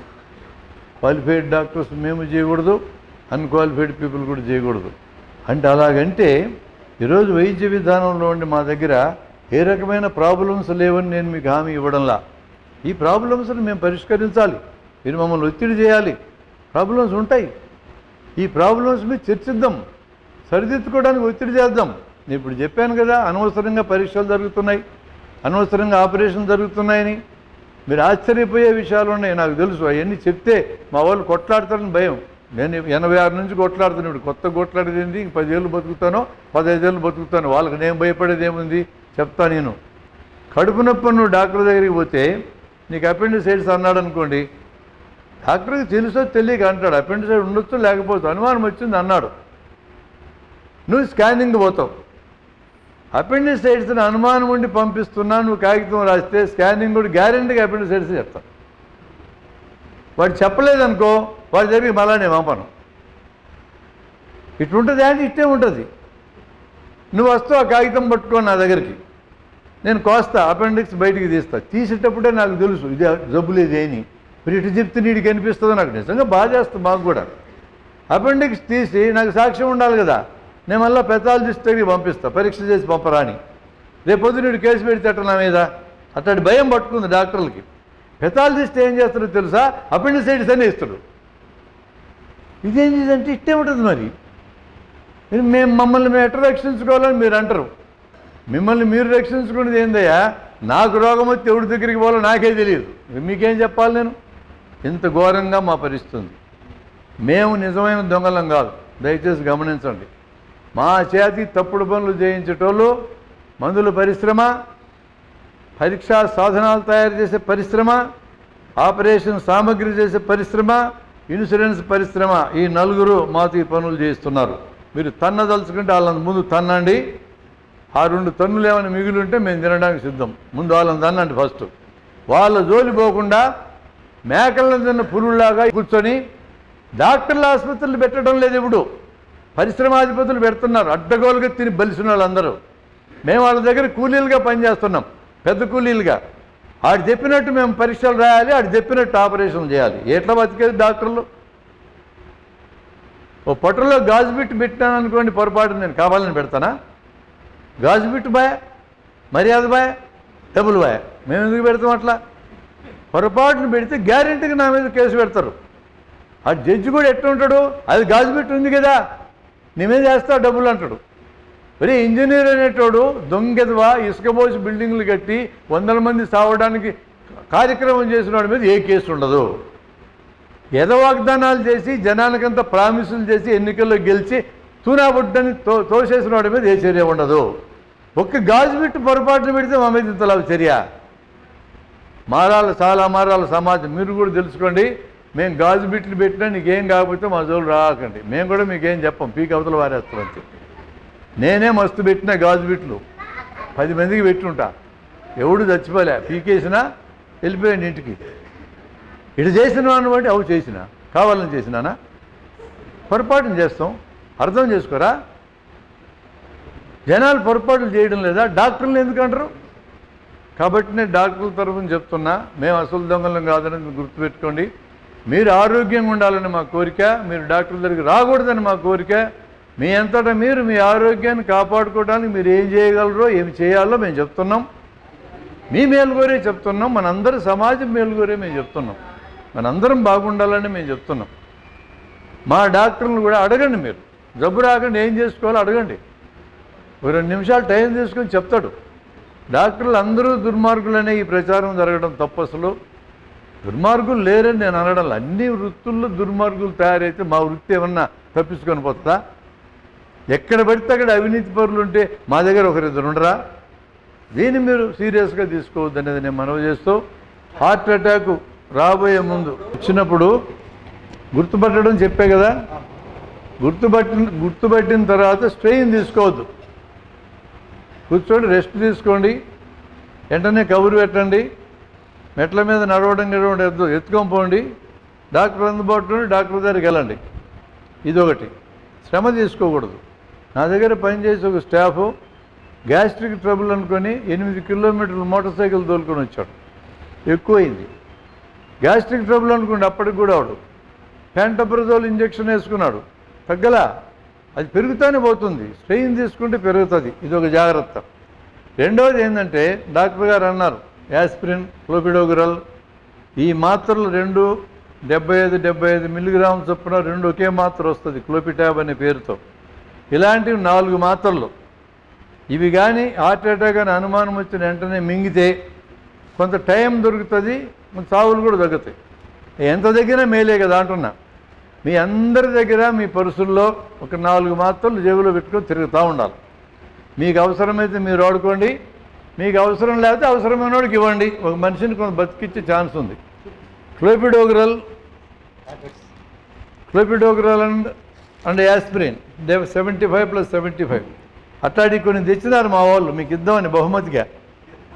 మీ దగ్గర పెట్టుకొని తిరగండి. నేను ఎప్పుడు నా పర్సులో పెట్టుకొని తిరుగుతా. నాకే హార్ట్ అటాక్ వస్తాను కదా, రావచ్చు, ఎవడికి తెలుసు? నాకు వచ్చినా మరెవరికి వచ్చినా పిల్లల సంచుల్లో కూడా పెట్టి పంపండి. వాళ్ళ టీచర్కి రావచ్చు హార్ట్ అటాక్, ఇక వాళ్ళ దగ్గర పెట్టి పంపండి, అవసరమైతే ఇవ్వండి. ఒకవేళ అది నిజంగా గ్యాస్ట్రిక్ ట్రబుల్ అయితే ఈ మాత్రలతో నష్టం జరగదు, హార్ట్ అటాక్ అయితే లాభం జరుగుతుంది. అందుకని ఈ చిన్న జాగ్రత్త మీకు చెప్తున్నా. ఇంకొక చిన్న సమస్య కూడా నేను చెప్పాలి. హార్ట్ అటాక్ వచ్చిన సందర్భంలో సడన్గా నొప్పి వచ్చేటప్పటికి గుండెకి అర్థం కాదు ఎందుకు వచ్చిందని, సడన్గా ఆగిపోద్ది. ఇక్కడేమి కార్డియాలజిస్టులు లేరు, మిషన్లు పెట్టి సార్ బతికిచ్చినట్టు బతికించడానికి. గ్రామాల్లో వచ్చింది, ఇళ్లల్లో వచ్చింది. సడన్గా హార్ట్ ఆగిపోతే నిజంగా పూర్తిగా బ్లాక్ అయిపోయి 2 వెజల్సో 3 వెజల్సో బ్లాక్ అయ్యి వచ్చినాయి కావు. ఇవన్నీ సడన్గా ఎదురయ్యేటోడికి తట్టుకోలేక ఆగిపోద్ది. అది ఏం అయిందని మనకి కూడా అప్పుడప్పుడు భయంకరమైన వార్త ఏదైనా నింటే అట్లే నిలబడతాం కదా స్థానువులాగా, అట్లా ఆగిపోద్ది హార్ట్. ఇలాంటి వాళ్ళల్లో కొంతమంది అయినా అట్లా ఆగిపోతే నీకు అర్థమవుతుంది, అట్లా నిలబడిపోతారు, పడిపోతారు. నాడి చూడటం నేర్చుకోండి. మెడలో ఇక్కడ ఏళ్ళు పెడితే నాడి తెలుస్తుంది. నాడి బంద్ అయింది అంటే గుండె ఆగిపోయింది. వెంటనే నేల మీద పడుకోబెట్టి ఎదురొమ్ము మీద 10 సార్లు గట్టిగా నొక్కండి. యాక్చువల్గా నేర్పించాలి పద్ధతి అది. బతికితే బతుకుతారు, పోతే పోతారు. గ్యారంటీకి పోయేటోడు 10 సార్లు నొక్కండి, బతికితే మంచిదే కదా. హార్ట్ ఆగిపోతే స్టార్ట్ అవుతుంది. ఒక్కోసారి హార్ట్ రేట్ పెరిగి ఫిబ్రిలేషన్ వచ్చినా కూడా కొన్ని కేసులు ఈ నొక్కడంతో రెగ్యులర్ అయ్యే అవకాశం ఉంది. మేము హార్ట్ సర్జరీ అప్పుడు గమనించాం వీటిని. ప్రతి ఒక్క కేసుకి డిఫిబ్రిలేటర్ వాడడం మేము. ఫిబ్రిలేషన్లోకి వెళ్ళినా కూడా ఇట్లా కంట్రాక్ట్ చేస్తే మళ్ళీ స్టార్ట్ అయిన సందర్భాలు ఉన్నాయి. అందుకని ఓ ఛాన్స్ న్యాయంగా అయితే ప్రతి చోట హార్ట్ అటాక్స్ లాంటివి డీల్ చేయడానికి కావలసిన వైద్య విధానాలు అందుబాటులోకి రావాలి. కనీసం జిల్లా అయినా కన్నా రానప్పుడు ఏం చేయాలి? మనకేం చేత అయితే అది చేయాలి. ఆ చేత అయిన వాటిల్లో ఈ మాత్రం ఇంకేదో ఒకటి. సడన్గా ఆగిపోతే గుర్తించడానికి నాడి చూడండి, మెడల్లో నాడి ఆగిపోతే ఎల్లకెళ్ళ పడుకోబెట్టండి. ఎదురు రొమ్ము మీద ఒక 20 సార్లు గట్టిగా 2 చేతులు పెట్టి నొక్కండి. సెంటర్లో నొక్కాల, పక్కలకి వెళ్ళి నొక్కితే ఎముకలు ఇరుగుతాయి. సెంటర్లో కింద భాగంలో నొక్కండి. దీన్ని మనం స్ట్రక్చర్డ్గా నేర్పచ్చు. మరి ఎప్పుడన్నా నేర్పుదాం. ఇది ఎవరు నేర్చుకొని ఉండాలా ఈ విద్య అంటే ప్రతి పౌరుడికి వచ్చి ఉండాలి. ప్రతి పౌరుడికి రావాలంటే నేర్పాల్సిన బెస్ట్ ప్లేస్ స్కూలే. స్కూల్ విద్యార్థులందరికీ ఈ ప్రొసీజర్ నేర్పాలి. దీన్ని బిఎల్ఎస్ అని పిలుస్తాం, బేసిక్ లైఫ్ సపోర్ట్. హాస్పిటల్కి వస్తే ఏసీఎల్ఎస్ లేదా ఏఎల్ఎస్ అని చేస్తాం, అడ్వాన్స్డ్ లైఫ్ సపోర్ట్. వీడు హాస్పిటల్ లేదు, డాక్టర్ లేడు, మిషన్ లేదు, రోగి ఉన్నాడు, ఈ విద్య కొంత తెలిసిన మనిషి ఉన్నాడు, ఆ విద్యను వాడుకోవాలి. ఇవి కొన్ని చిన్న జాగ్రత్తలు. స్టెంట్ల గురించి ఒక పెద్ద దుమారం లేచింది ఈ మధ్య. కనపడ్డాడికల్లా స్టెంట్లు వేస్తారు డాక్టర్లు అని చెప్పిన ప్రచారం జరిగింది. అంటే దీనికి వెనక కూడా కొంత కారణం ఉండదని కాదు. 20 ఏళ్ళ నాడు నేను మద్రాసులో ట్రైనింగ్ కోసం విజయ హాస్పిటల్కి వెళ్తే అక్కడ ఉన్న కార్డియాలజిస్ట్ నా మిత్రుడు, నేను సుధాకర్ రెడ్డి, ఈయన కూడా వచ్చాడని తెలియదు, మేము ఇద్దరం వెళ్ళున్నప్పుడు ఆయన ఒక భయంకరమైన విషయం చెప్పాడు. నైవేలి లిగ్నైట్ కార్పొరేషన్ వాళ్ళ మేనేజర్ దగ్గర నుంచి లెటర్ తెచ్చుకొని పెద్దగా గుండె రక్తనాళం సన్నబడకపోయినా ఊరికే డబ్బులు వస్తాయి కదా అని స్టెంట్లు వేసుకున్న బ్యాచ్ ఒకటి వచ్చిందట. గవర్నమెంట్ ఇస్తుంది పైసలు, గవర్నమెంట్ ఇస్తుంది, వేసేవాడు వేస్తాడు, వేసుకుంటాడు. అట్లాంటి కొన్ని జరిగినాయి అనేది హిస్టరీలో ఉన్నది. అందరికీ చేశారని అంటం లేదు, కానీ మిస్యూజ్ పొటెన్షియల్ అన్ని చోట్ల ఉంటుంది. మరి మేము ఎట్లా నమ్మాలంటే కొన్ని పరిస్థితులను బట్టి నమ్మాలంతే. కొన్ని నమ్మక తప్పదు, వేరే మార్గం లేదు. నీకు కూడా ఫారిన్ స్టెంటా ఇండియన్ స్టెంట్ అని గొడవ ఒకటి వచ్చింది. ఫారిన్ స్టెంట్ 1:30 దాకా అవుతుంది, ఇండియా స్టెంట్ 30,000 దాకా అవుతుంది. మనం ఏది వేసుకుంటారు అడిగితే ఏం చెప్తారు మీరు? మరి మమ్మల్ని అంటారేంది మీరు? ఫారిన్ స్టెంట్ మంచి స్టెంట్ అని అభిప్రాయం నీకు. బేసిక్గా 2 స్టెంట్లు ఒకే రకంగా పనిచేస్తాయి. నేను మాట్లాడిన నా మిత్రులు కార్డియాలజిస్టులు తేడా ఏందని అడిగా. నా ఫ్రెండ్సే తేడా అంటే తేడా అంటున్నాడు. ఎందుకు అంత నసుకుతున్నావు ఏందన్నా? పెద్ద తేడా కాదు అది. ఒక 1000 కేసులు ఇండియన్ స్టెంట్స్ వేస్తే 1-2 స్టెంట్లు ఫెయిల్ అవుతాయి. అప్పుడు అది తీసి పడేసి ఫారిన్ వేయాల్సి వస్తా. 1-2 వేసుకోరాదు భయ్యా, అన్నిటికీ ఎందుకు వేస్తావు అన్నా నేను. మేమేం చేస్తామంటే వాళ్ళు అడుగుతూ ఉంటే ఏం చేయాలి మేము అన్నారు. వాళ్ళు అడుగుతున్నారు, ఇప్పుడు మీరు అడగలా ఫారిన్దే బాగుంటుందని? ఇట్లాంటి సమస్యలు ఉంటాయి. నీటికి మనం ఏం చేయలేము. ఇప్పుడు ఇంత చెప్పినవు కదా, నీకు స్టెంట్ వేయాల్సి వస్తే ఫారిన్ చేసుకుంటావు ఇండియా చేసుకుంటావు నన్ను అడగచ్చు. ఏమంట? ఫారిన్దే అంటా కదా. అందరు టీచర్లను అడిగా మీ పిల్లల్ని యాడ్ చేర్చారని. ప్రైవేట్ స్కూల్లో చేర్చారన్నారు. మరి నువ్వు గవర్నమెంట్ స్కూల్లో పనిచేస్తున్నావు కదరా అంటే అంతేది. ఈ అంతేలకి నేనేం జవాబు చెప్పమంటావు?